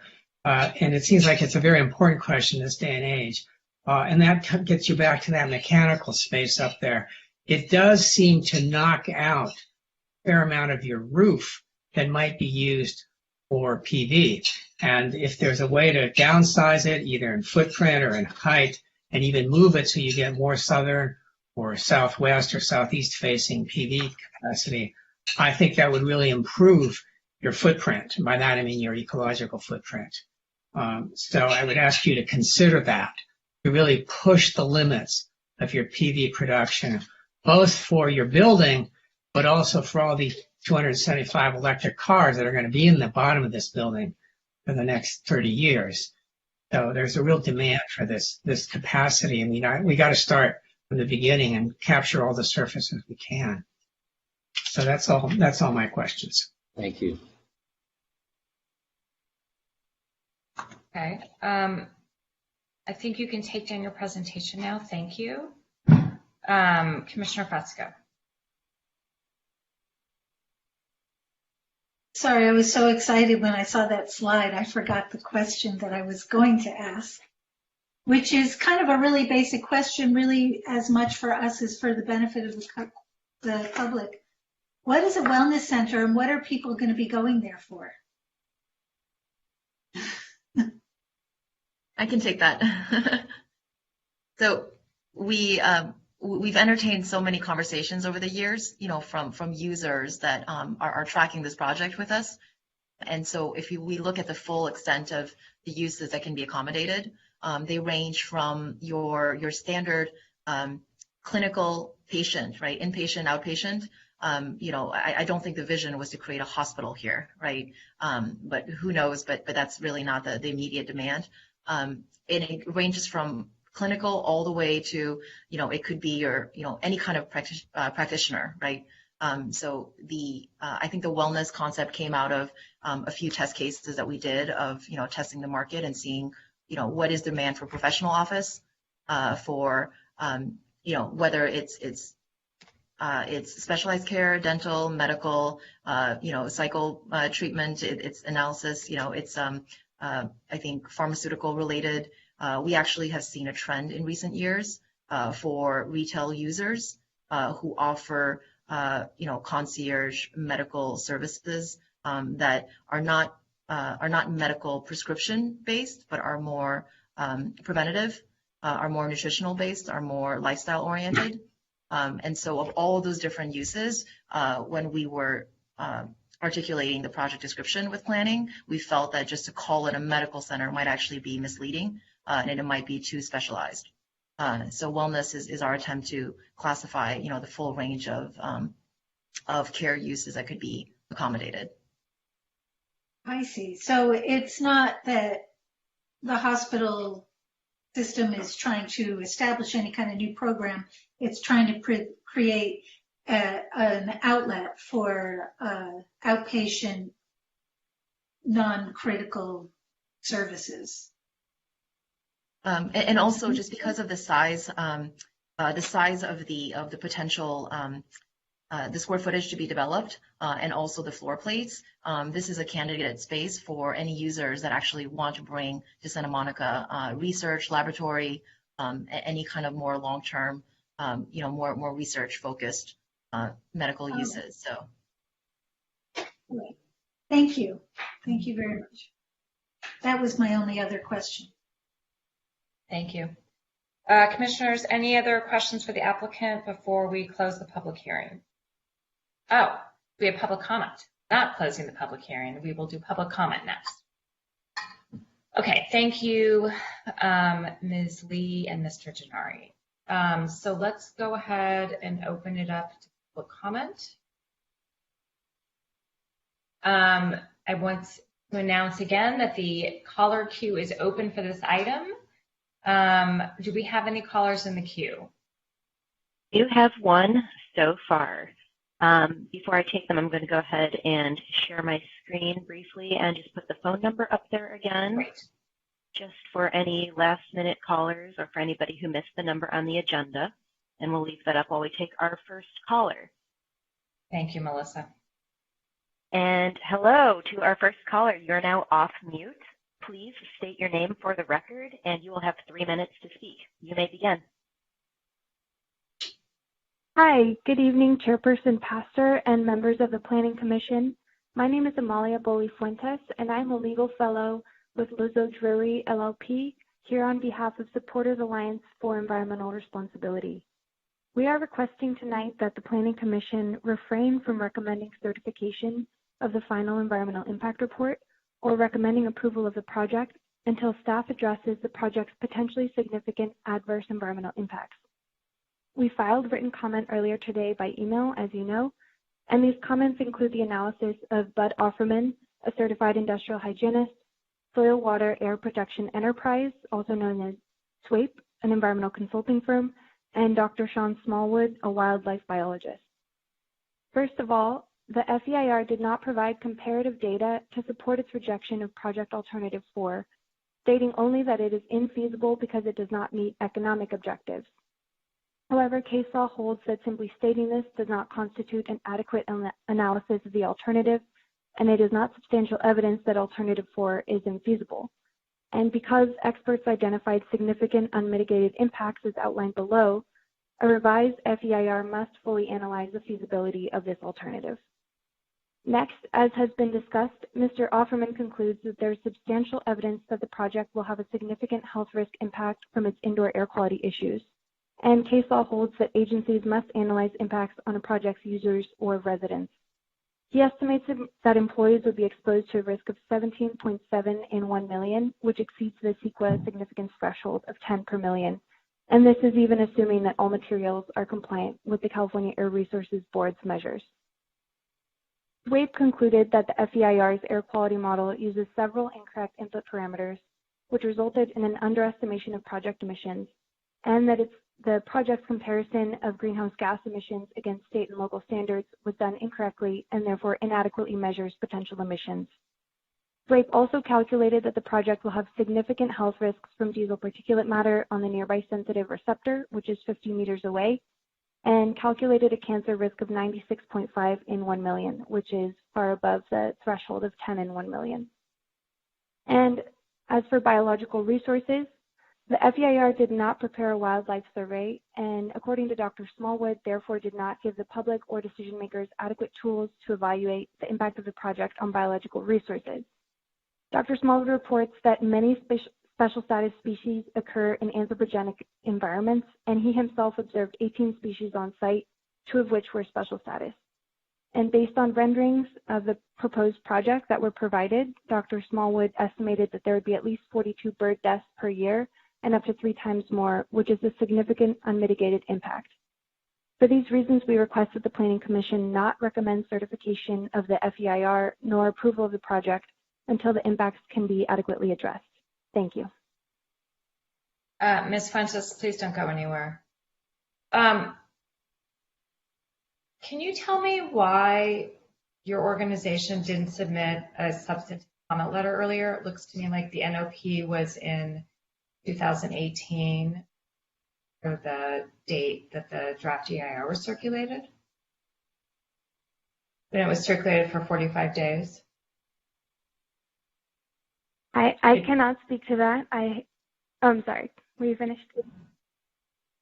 Well, yeah, I mean, it's very difficult as a planning commission to get a letter on the same day as the hearing that is a very substantive letter potentially, and so I'm just wondering, you know, you work for a sophisticated law firm with a sophisticated client, so I'm just wondering why it wasn't submitted earlier. Unfortunately, I cannot speak to that because I was not with the firm at that time. So someone else from the firm would have to speak to that, and I can follow up if that would be helpful. Okay, thank you, Ms. Fuentes. Does anybody else have any questions? Commissioner Lambert? Do you have any, and this is going to sound silly, but it's not meant to be. Do you have any idea of what the net increase in bird deaths is, given that we now have a 2-story building with windows that is there now?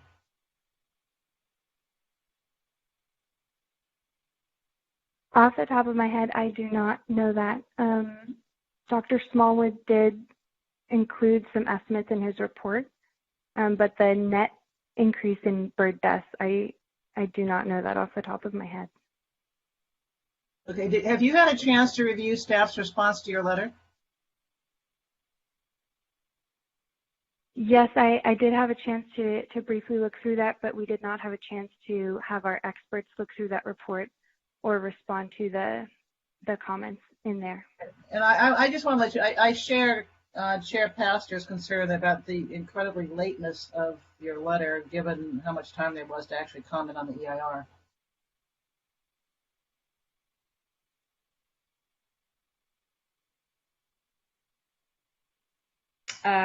Commissioner Raskin? Yeah, thank you. Just one quick clarifying point. Is it your understanding that Mr. Offerman's conclusions regarding the presence of carcinogens is that notwithstanding compliance with building codes, there would still be unacceptable levels of carcinogens? Is that correct? That is my understanding, yes. Okay. All right, And thank you. That's my only question. Is that based on the city's threshold or some other threshold?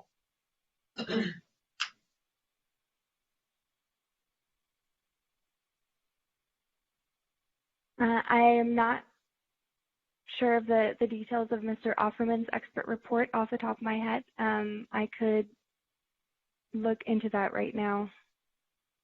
That's okay. Ellis, do you know the answer to that? Yeah. Sorry, I mean, just, I know you look at them really closely.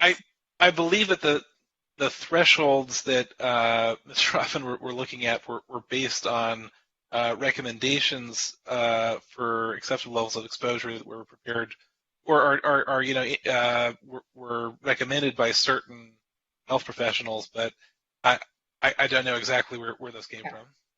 Okay, thanks, Ellis. Okay, thank you, Ms. Fuentes. Oh, wait, Commissioner Landris. Yes, Ms. Fuentes, thank you for your letter, and I'm just curious if you can give us some additional information about your client. Safer. I'm afraid I'm not particularly familiar with the organization, and we have a number of fairly active environmental organizations in Santa Monica who have not submitted comments. I'm wondering a little bit about how Safer came to what it's working on and how this happened. What I know about our client is that Safer is concerned with adequate compliance with CEQA on all projects, I believe in the Southern California region.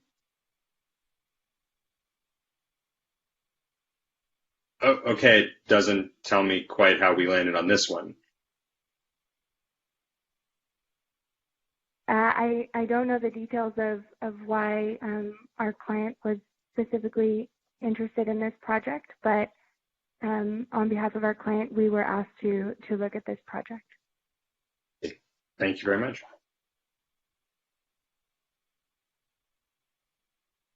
Okay, thank you, Ms. Fuentes. Okay, with that, do we have anything else? Do we have any other public callers, first of all, Melissa? We do not. I saw one popped in and popped out. So I think what we're going to do is put up our timer for 1 minute just to give any potential callers 1 minute. I have it up on screen now just to get your calls in right now, and we will close public comment if nobody joins the queue within this minute.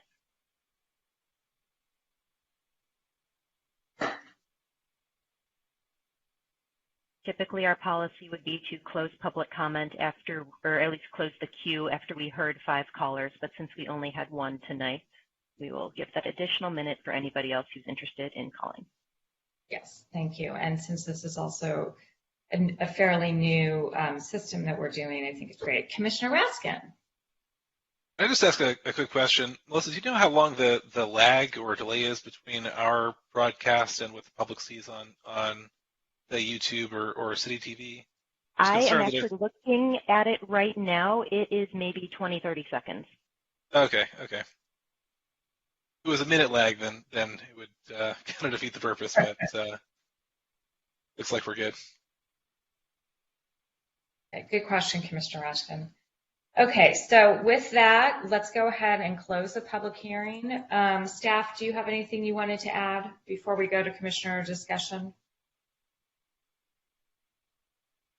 Take that as a no. Nothing more at this time. Thank you, Jane. Or doesn't our applicant rebuttal? I'm getting there, Sean. This journey. Thank you.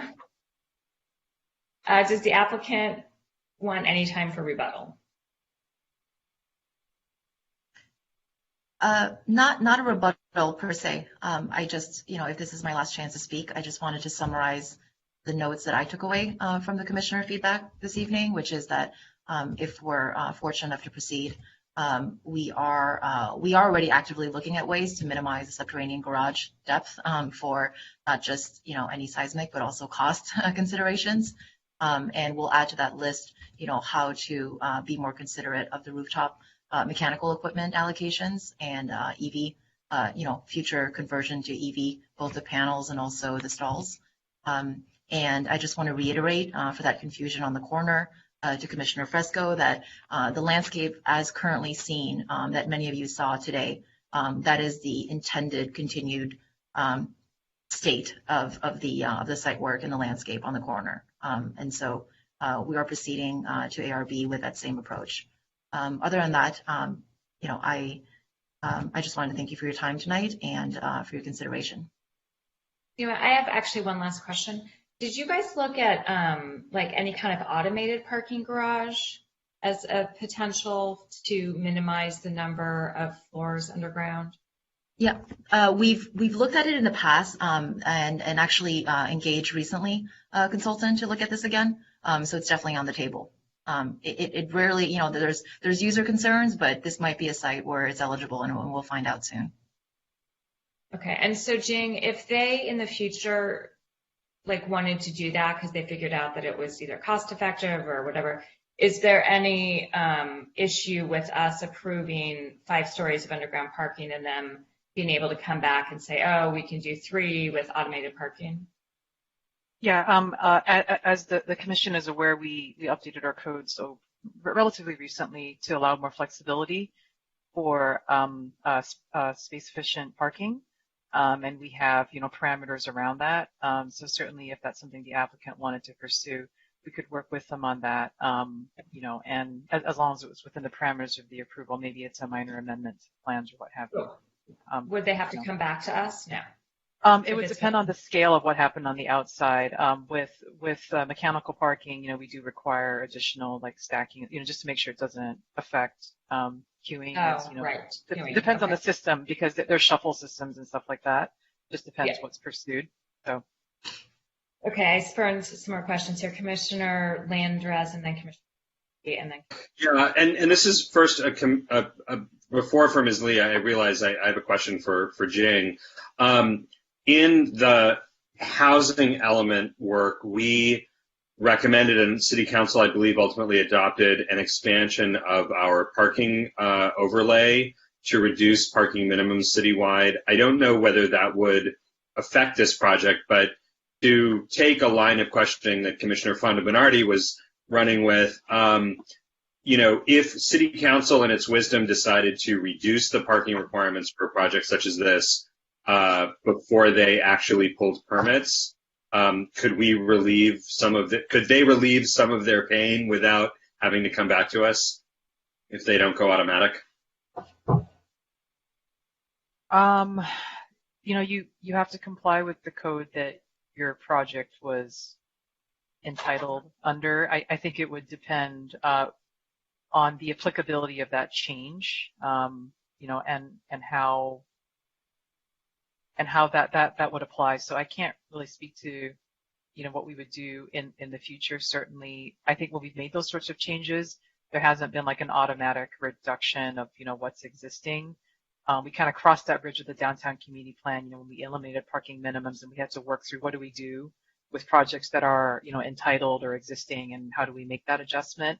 We'd have to do that same thing here. I do want to clarify that for the housing element, that reduction in minimum parking requirements was for housing projects only. It wasn't for all projects. So, But could we include a condition if the applicant even wants it? I mean, I kind of heard her say the market wants the parking, but could we include a condition that basically says should the parking maximums change, whatever, parking minimums change in the future at applicant's sole discretion, they may take advantage of the reduced parking? I was wondering if we could even simplify further and make the approval for up to X number of parking places so that it would be code compliant, but no obligation to go to a maximum, right? And that way. Well, but that doesn't address future changes to the code. Exactly. Right. Yeah. That's true. Yeah, and it wouldn't necessarily be, again, it's going to be something that would be addressed more broadly if we made a code change like that. Because again, like I said, we would have to work through procedurally, you know, how we deal with existing projects and those that have already been entitled, and whether we want to create, you know, a way for people to adjust without having to come back to amend their permits. Well, right, but what I'm saying is we have a project before us, and I would like to give the applicant the option, if they want it, to adjust their parking in the future. And Ms. Lee, if you are not interested in this, tell us and we'll stop talking about it. Commissioner Fonda Bernardi. You're on mute. Mario, you're on mute. I would agree with that. I'd like to put something in like that from the beginning to allow them the flexibility should they need it. Should they get a mechanical system? It's all underground. We're never going to see it. So who cares? As long as they meet the current code or the potentially future code, we want to give them that flexibility. We don't want to fill our city with cars if we don't absolutely have to. And they can choose. They may choose to do exactly what's approved, or they may choose to shave off. And I'll just describe the nightmare scenario. We have something that is kind of not exactly a landmark, let's be honest, but it's a resource. It's a cute little building that talks about our history, has a wonderful courtyard in front of it. We dig a big hole 5 stories down next to it, and an earthquake comes, and guess what?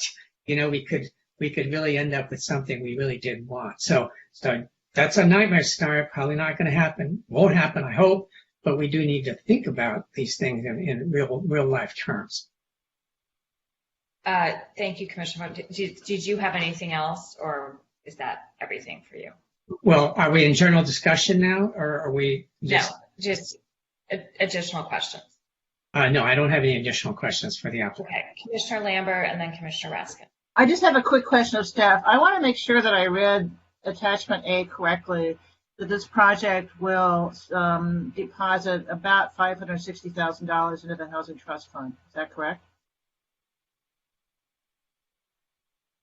That is correct. Attachment. That's correct. Yeah. Does that go in at the time of building permit?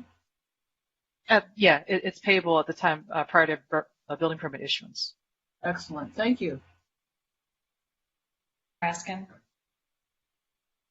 Yeah, I'll just preface this question by saying I've represented some laboratory clients who have actually gone back to various jurisdictions to ask to get rid of parking maximums because those particular uses, for whatever reason, have needed a lot of parking.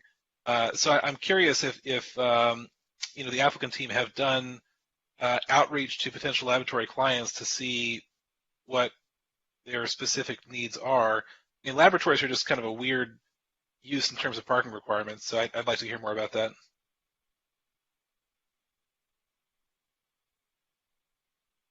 Why don't we just leave it up to them down the road?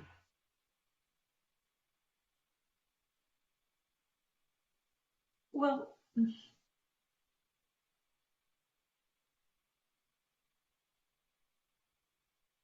They need a minimum, right? They need a minimum number of spaces because it's a wellness use.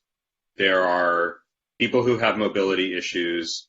To Commissioner Raskin's point, going in for blood work or whatever, it's you're sort of running in and out in the morning, whatever. Tartine needs a minimum. I think they're giving Tartine, they're taking on some of Tartine's space, or the baker's space. So there's got to be some kind of minimum. I think what we're saying is, if it doesn't have to be 5 subterranean stories of, all this parking, let it not be. But I really would want to make sure that there was something. Aren't we beating a dead horse here? Yes, we are. Okay. Yeah, I think we're, okay, let's minimum horse parking? Are we looking for horse parking? I'm going to suggest a condition that says that the parking minimums change in the future. Applicant, at its sole discretion, may choose to use new parking minimums and or automated parking. Ms. Lee, is that acceptable to you? It's in your solicitation. It is. Thank you. Okay. And that's a legal condition. We're allowed to give them rights to things we haven't, that are fictional in the future. That's allowed.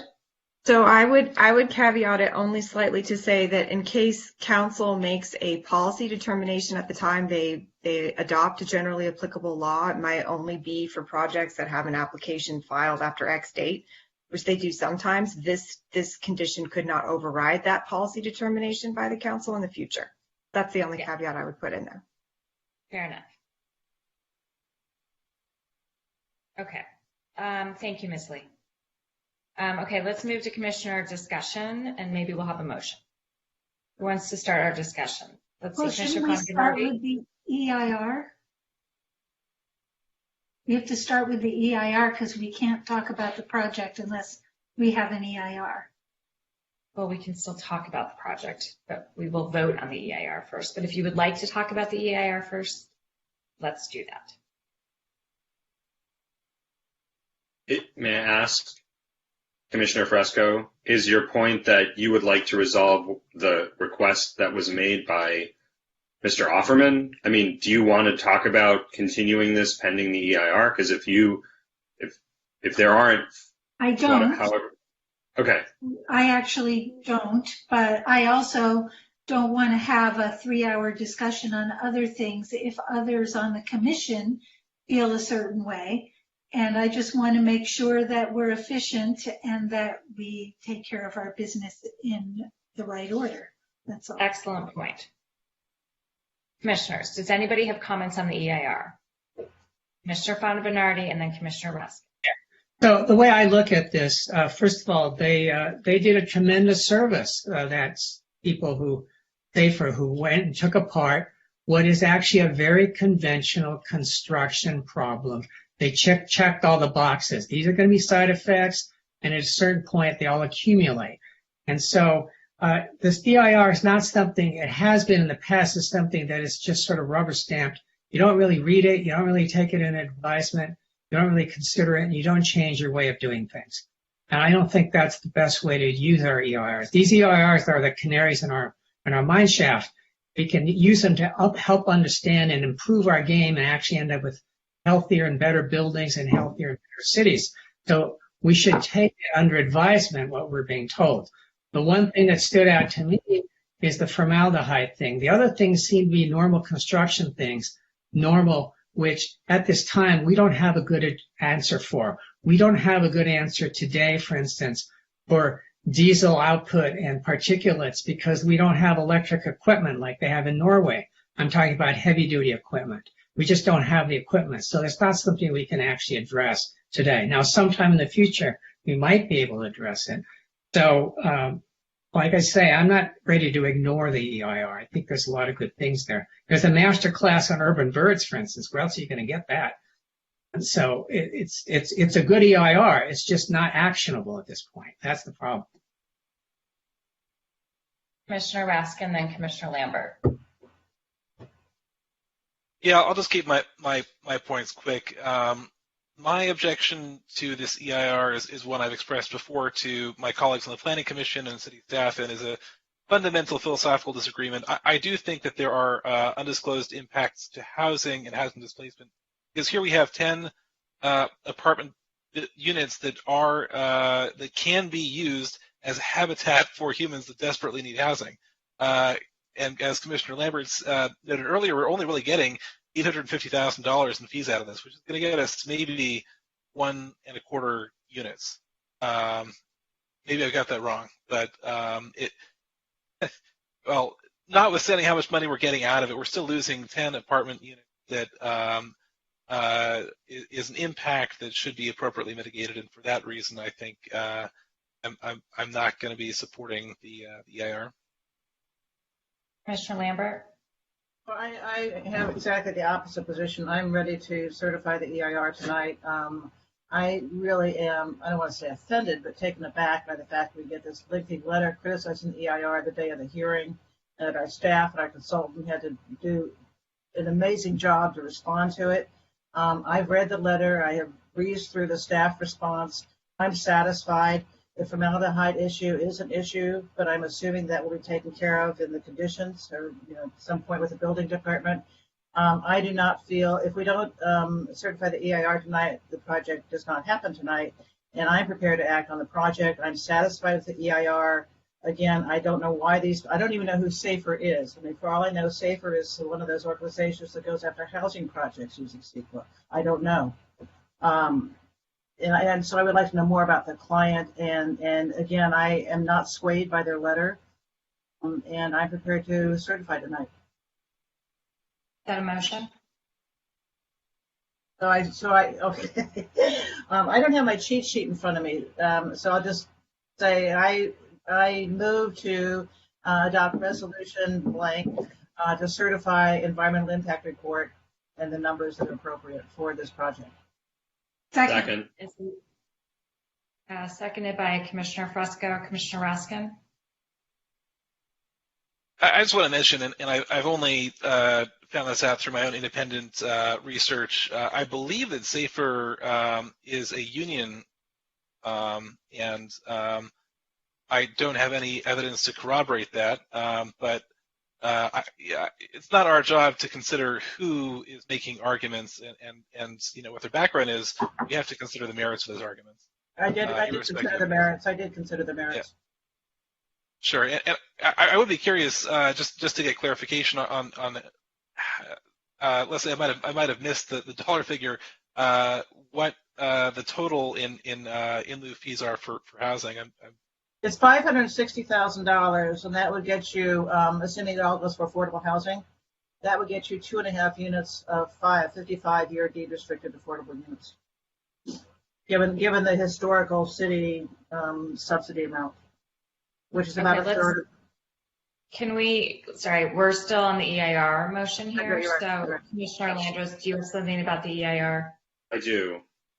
Which is to say that, and I just want to, I think this bears saying, we have had projects where, you know, when the Tesla supercharger project came before us, we lamented that there was not going to be housing on that parking lot.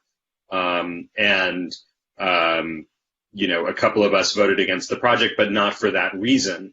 I want to say very clearly, as we saw in the staff report, Council explicitly exempted applications that were in the pipeline as of a certain date when it moved to restrict the production of commercial uses on available property. So I too wish this were housing. This is a great site for housing. But I don't feel in the context of a quasi-judicial hearing that we can refuse to certify an EIR or refuse to approve a project, given that Council has clearly made policy on this matter.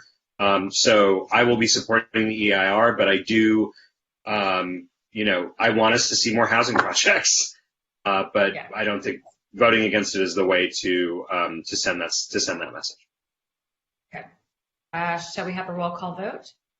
Oh, Commissioner Fresco, do you want to add something? I just wanted to, I've been so quiet about this, I just wanted to say what I think, which is that I felt that the comment letter we got, which was very long and very technical and not in areas of my personal expertise, but it appeared to be more about a criticism of EIRs in general and things that they should consider and the way they should look at wildlife in urban environments and the way, you know, other kinds of things that they listed should be considered and mitigated and were not relative to what is required of EIRs right now and of this EIR. So I thought it was an interesting letter, but I didn't feel that it was there was something in there for us to act on today. So now we can vote.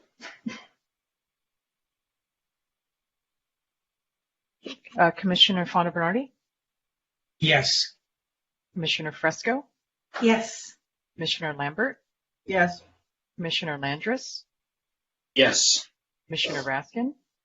No. And Chair Pastor? Yes. Okay, moving on to the major modification. Commissioner Lambert, then Commissioner Fonda-Bernardi, then Commissioner Landris. Okay, I move that we approve major modification 18ENT-0382 because I think without that modification, it will not be a project. That's my motion. But you're separating that from the DR. Yeah. That's next. Yes. Commissioner Fonda-Bernardi. Yeah, I'd like to say a thing about that. First of all, I seconded it. You know, the important thing is that this project still meets the daylight plane, which is really that idea that along that alley, you go up 20 or 23 feet, then you cut out at a 45 degree to keep sunlight for your neighbors, and they meet that. So there's no harm in moving the building over closer or farther from the alley. It has no real impact on the adjacent neighbors. So I'm perfectly comfortable with that. Cool. Notice that I also looked back at the shade and shadow study, and the shade all really goes in the other directions from those residences. Let's see who's next. Commissioner Fresco, then Commissioner Raskin. Regardless of the fact that the buildings that face the rear of this project are all garages and the housing that's associated with those garages is on the fronts of their lots, I think there's one exception, one unit worth of exception. But I think in general, because of this project in particular, being a compilation of two lots because it's incorporating the historic structure, which I have things to say about in case you were wondering. But in fact, they're really only developing a mid-block parcel, and in relation to that, this modified rear property line is the logical and sensible rear property line for this project. And so I think that's why this project uniquely qualifies for a modification. Very well said, Commissioner Fresco. Commissioner Raskin. Yeah, I just want to say I'm going to be abstaining on the votes for the project entitlements because it would be inconsistent for me to vote to approve them without an adequate, in my opinion, an adequate EIR. Thank you, Commissioner Raskin. Anyone else before we have a roll call vote? Okay, Jing? Commissioner Fonda Bernardi? Yes. Commissioner Fresco? Yes. Commissioner Lambert?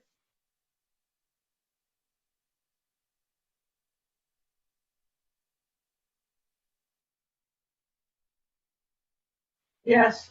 Commissioner Landris? Yes. Commissioner Raskin? Abstain. And Chair Pastor? Yes. Okay, moving on to the development review permit, which is 16 ENT 0048. Commissioner Landris. I'd like to move it with with the formaldehyde amendment and with the parking amendment. And could we potentially see that language? Can we separate? Can we? Do you want to do the STOA separately? So I would. Can I second that with amendments? Yeah. Well, if there's I just want to get a motion on the floor for the purpose of moving this forward. So I second. I seconded first. You seconded first. So moved by Commissioner Landris, seconded by Commissioner Fresco. I would like to request that we consider the formaldehyde condition and the parking condition separately. Sure. Is that? It's friendly. Yeah, absolutely. I just was making a list, and those were the only two. Yeah. I see Heidi. So just a quick note on process. So staff can, I would recommend staff show you the language for the conditions prior to your vote on the DRP, because the STOA will simply just record the conditions that you are adding to the DRP.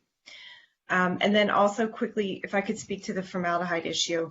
So if I understand, and the planning manager can correct me, and also I want to piggyback on her earlier comments about her concerns about a formaldehyde issue.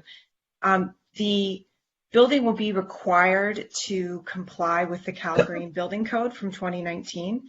The city does not have authority to amend the Cal Green Building Code without going through specific findings and adopting an ordinance through the city council after adopting a resolution for the findings to deviate from the building code. So I'm not sure procedurally how that would work to place it on a condition for a land use entitlement. So could we agree that the historic preservation issues having been dealt with, we don't need to add any more formaldehyde, and we can just leave it at that? We haven't dealt with the historic preservation issue. I think part of what I hear Heidi perhaps saying is that there is no nexus between us saying that there's a formaldehyde issue and a condition of approval, that there's no legal nexus. Enough. Is that perhaps what you're saying, Heidi? In addition to that, we can't amend the building code. Okay, so for the maker of the motion, and go ahead. Yeah, it's gone. It's gone. Okay. So then the parking one. So it's the parking condition, and then Commissioner Fresco, do you want to raise some other amendments? Do you want to let Heidi talk about the parking first? Yeah. Yeah, I can speak to the parking condition. Exactly. Thank you. Actually, have this on my screen. It probably is easier just to share my screen, actually. Oh, good. Okay.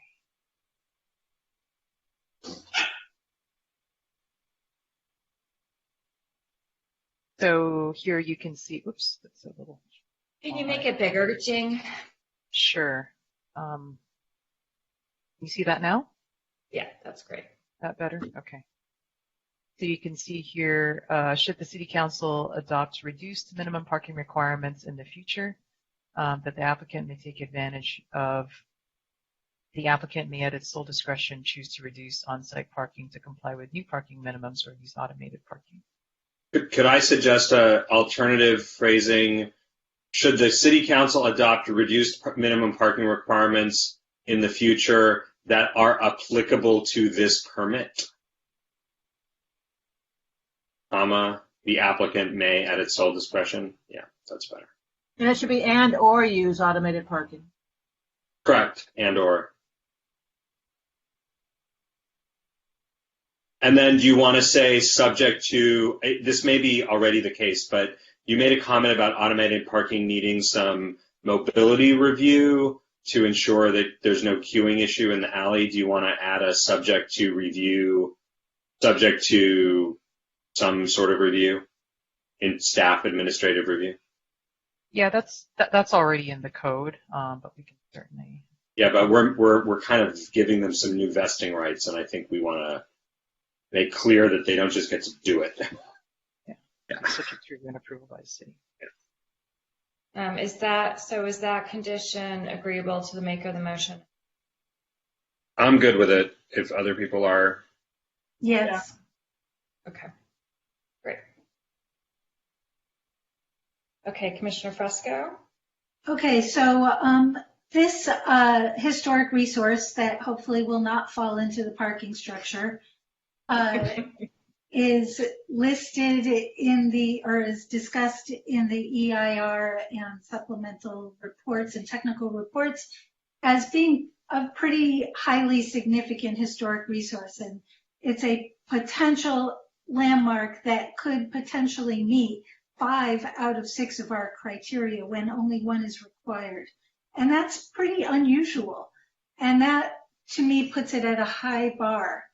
And this is a project that, as you saw by my alarm, when I saw a drawing that I hadn't seen before that I thought might be in the proposal for this project, things change, things can happen, and the Landmarks Commission does not have purview over this. It is being looked at by a bunch of people who are concerned with other things and, oh yeah, there's a landmark there, as opposed to people like me who, when there's a landmark, it's number 1.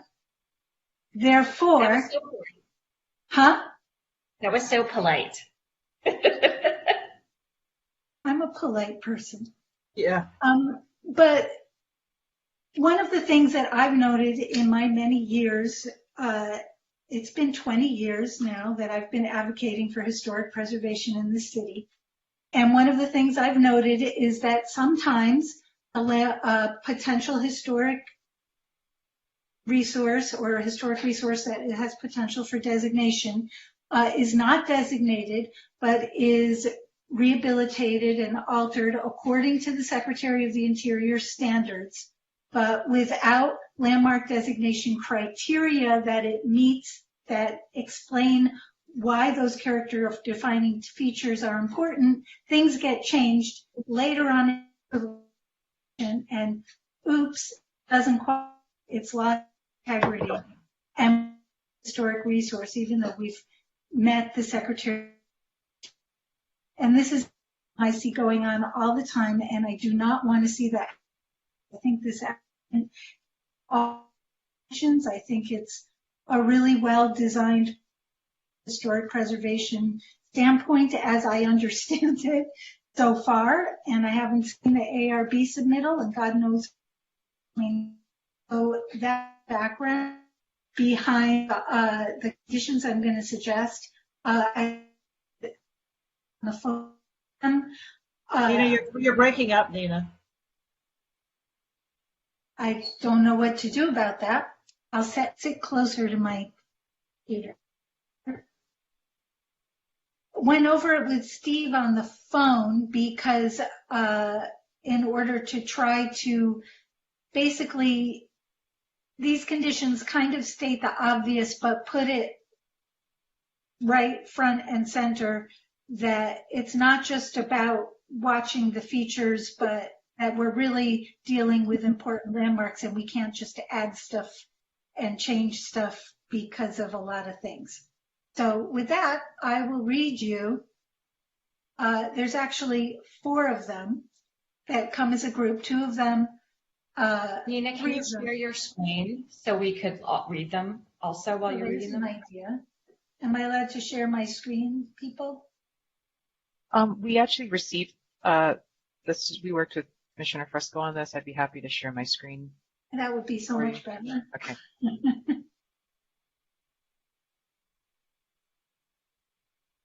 So this is the modification to condition number 2.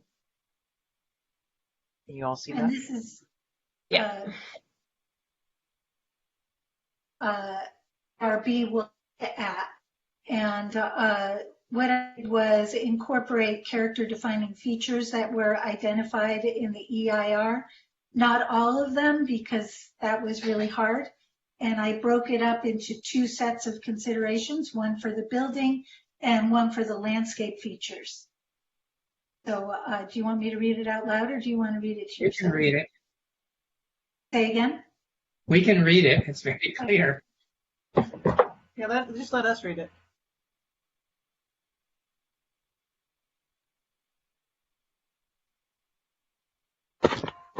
Elise, do you want to read it into the record? Sure. Me too. So the condition would read, in its review of the overall project, the Architectural Review Board shall ensure that character defining features of the historic GKGM structure as identified in the EIR's Historic Resources Technical Report, including but not limited to the prominent and highly visible location on the site, its Tudor Revival style, and materials characterized by a steeply pitched hipped roof, decorative half timbering in smooth stucco, decoratively textured smooth stucco, asymmetric design and massing, original placement and design of multi-pane fenestration with wood sills, casings, and trim, stucco sheaths, chimney, and irregular roof lines, including a crenellated parapet, shall remain generally unaltered. Second bullet point, ensure that character-defining landscape of the historic resource as defined in the EIR's Historic Resources Technical Report, including but not limited to landscape, lawn, concrete curbing, planter beds, fountain, and hardscape, shall remain generally unaltered. Any discussion on that? You may have cut out, but I think you said you meant to say casing, surrounds, and trim. I'm just, for the sake of the record, sorry. Is that agreeable to the maker of the motion? It is, with a question about historic resources.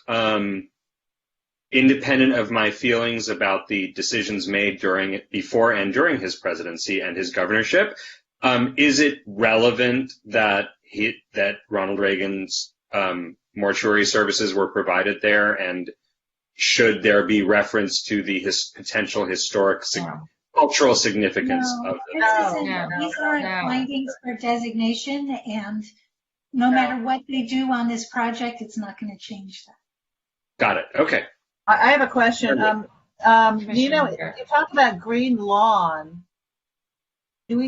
What is the consideration of drought resistant stuff? Oh, you're right. How does that play into the consideration that change their plan now is not to change that, but when they're ready to change that, they should landmark it and take it to the Landmarks Commission and figure out with the experts in our city what the appropriate adaptive reuse of that space is that retains its historic integrity. But that's a landscaping issue. It's not Landmarks Commission. It'd be ARB. It's absolutely a really important character-defining feature of that site.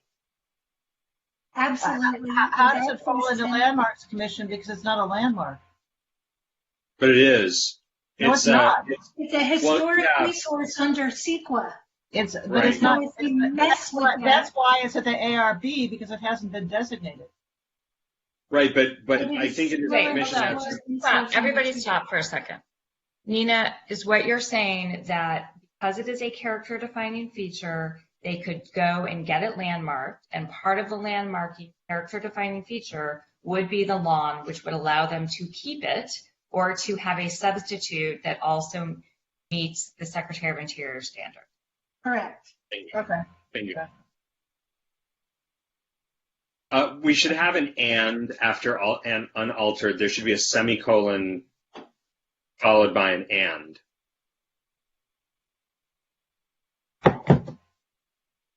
Right? Oh, yeah. Thank you. Okay, can we move on to the next? So there's two others, which right, I'm sure can we move on to the next? Yeah. So there's your 2 new conditions. Condition number 5, connections between the new construction and historical structure shall remain generally consistent with the approved plans. Good. And then condition 6 is the historic interpretive exhibit. Hold on. Sorry. Is new condition number 5 agreeable to the maker of the motion? Yes. How are we defining connections? Are we talking about actual constructed connections or architectural, contextual connections? It feels vague. Basically where they're connected is what that means. The physical connection, the actual connection. Yes, the actual physical. Okay. The idea is that if, there's something inside that part of the building that needs to be wider because of some code, they would apply the state historic building code, because if it were any wider, it would start to encroach on historic fabric. So could we add the term physical before connections? Yeah. Sure.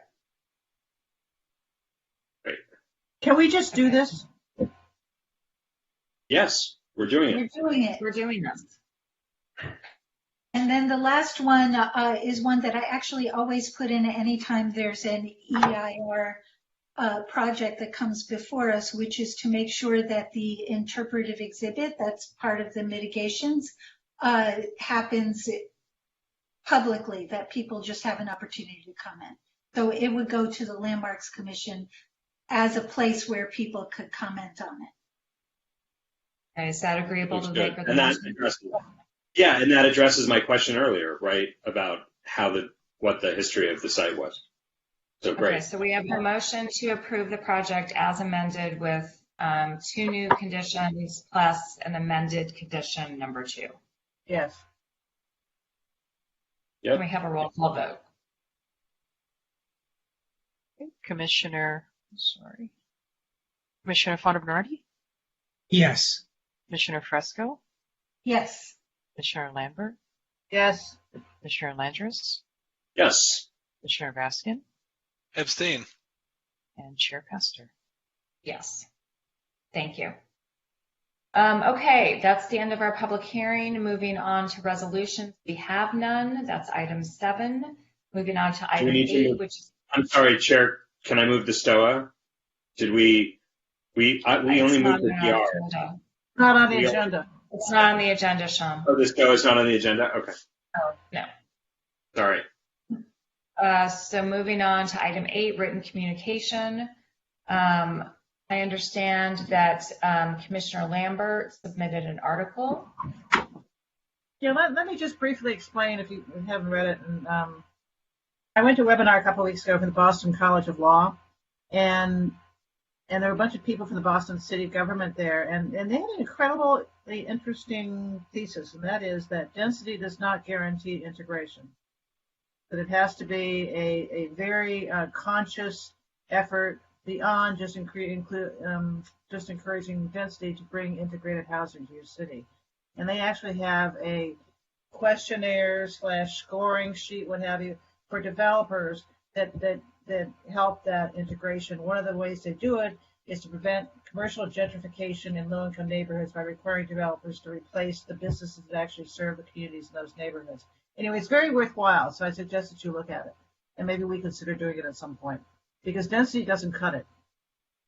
Thank you for bringing that to our attention. Mm-hmm. Moving on to Planning Commission discussion. Oh, sorry, Chair. Sorry, just on that last item, it actually approving the STOA is in your staff report. Oh, it is? Yeah, maybe we might have missed it on your chair's agenda. We apologize, but it's actually on page 2 of the staff report.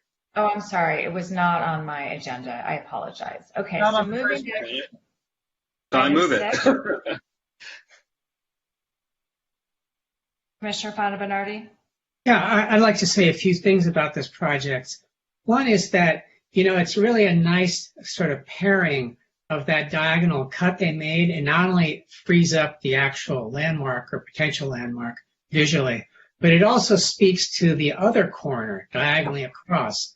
So there's another building that has the same diagonal cut. There's a nice discussion going on between those two. And I think we should recognize that and recognize the architectural value of that. And so that's one of the reasons I voted for the project. I am not happy that we cannot raise the bar regarding health and safety beyond what maybe the green code allows. I think we should be pushing ahead. And every chance we get, we should push ahead. So the argument that we can't make it for this project because we have to make it for all the other projects, I think is exactly upside down. We should make it for all the other projects. All the other projects should not have formaldehyde. It should be a state code. But we have to start that ball somewhere. Maybe not on this project, but somewhere along the way, we need to really push the envelope on that. So I'm disappointed we can't do it today. Do we have a motion on the floor? Do we have a second? What was the motion? The STOA. The STOA. Oh, the STOA. I'll second. So we've moved the STOA with the revised conditions as previously discussed. I think we're ready for a roll call vote. Commissioner Fonda Bernardi? Yes. Commissioner Fresco? Yes. Commissioner Lambert? Yes. Commissioner Landris? Yes. Commissioner Raskin? Abstain. Chair Pastor? Yes. Okay. Moving now back to 9, Planning Commissioner discussion items. We have none. And our last item is public input. And so the caller queue is open for this item. And so staff will share the phone number on the screen and we'll have a 1-minute countdown again. Melissa, do we have anyone currently in the queue? Yes, I actually do see a new caller. So we can go ahead and take them now. And hello to our new caller. You are now off mute. Please state your name for the record, and you will have 3 minutes for comment for an item not on tonight's agenda. Thank you. Denise Barton. Good evening. Let's look at your approval of the minor upgrade to the solar system at 1314 2nd Street, the NRDC building, which actually turned into a major renovation of the building with the behind-the-scenes approval process of the planning department. There are 2 things that were permitted that don't follow the downtown specific plan and that only negatively affect affordable housing units on the 3rd floor of the north side of 1318 2nd Street. First, the south side of the 1314 2nd Street building has been raised as a solid wall instead of the open railing originally there, now restricting airflow into the 3rd floor affordable housing units over the balconies.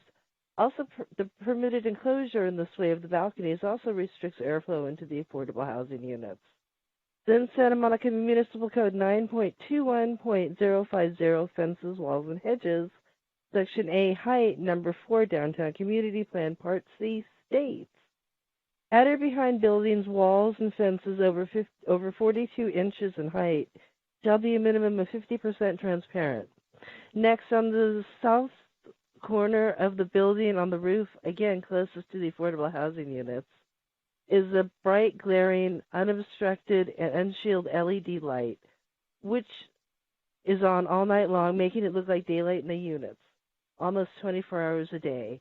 And that was also a contributing factor to at least one of the seizures I've had, as well as going against Section 5.1 of the Downtown Specific Plan, Architectural Lighting, which states, lighting source shield.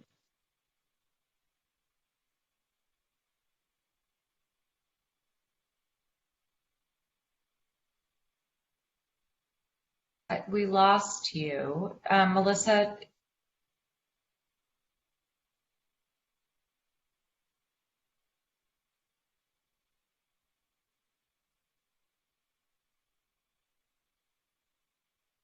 She is unmuted at the moment. I'm not sure why we lost the connection there.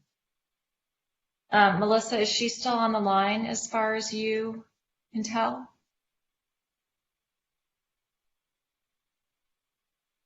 I still see her on the list.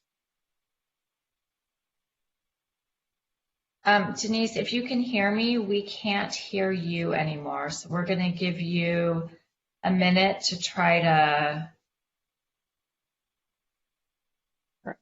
Perhaps she might want to hang up and call back in. Yeah, perhaps you want to hang up and dial back in.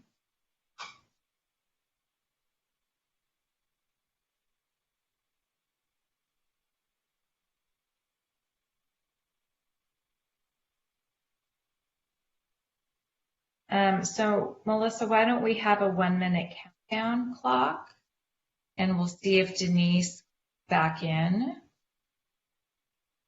and see if anybody else calls in.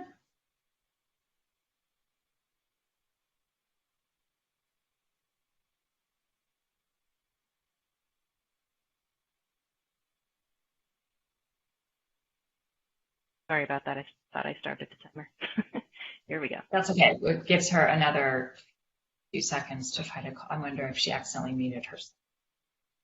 Oh, it looks like she is back. I'm going to unmute her. Okay. Hello, Denise. You're back in the meeting. Okay, thank you. First, the south side, where is it? Fences, building 50%, nowhere on the light. South corner of the building on the roof against the closest to the affordable housing units is a bright, glaring, unobstructed and unshielded LED light, which has been a factor one. I read that, as well as going against Section 5.1 of the downtown community specific plan. Architectural lighting, which states lighting sources should be shielded aiming downward or back to the building wall to decrease glare. It would also fall under Municipal Code 9.21.080, lighting, Section C, General Standards, Part 2, non-residential buildings, shielding, 3, shielding, and 4, light trespass.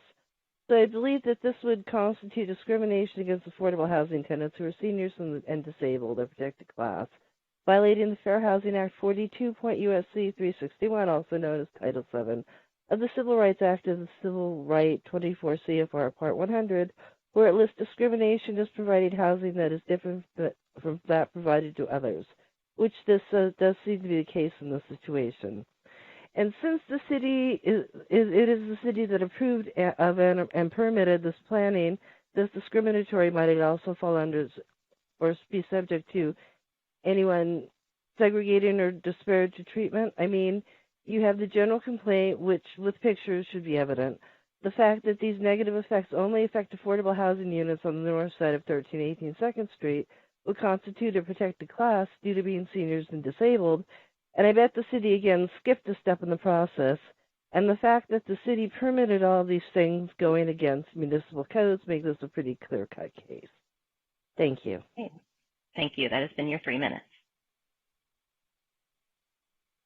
Melissa, have we had any other callers? Nope, there's nobody else in the queue. Okay.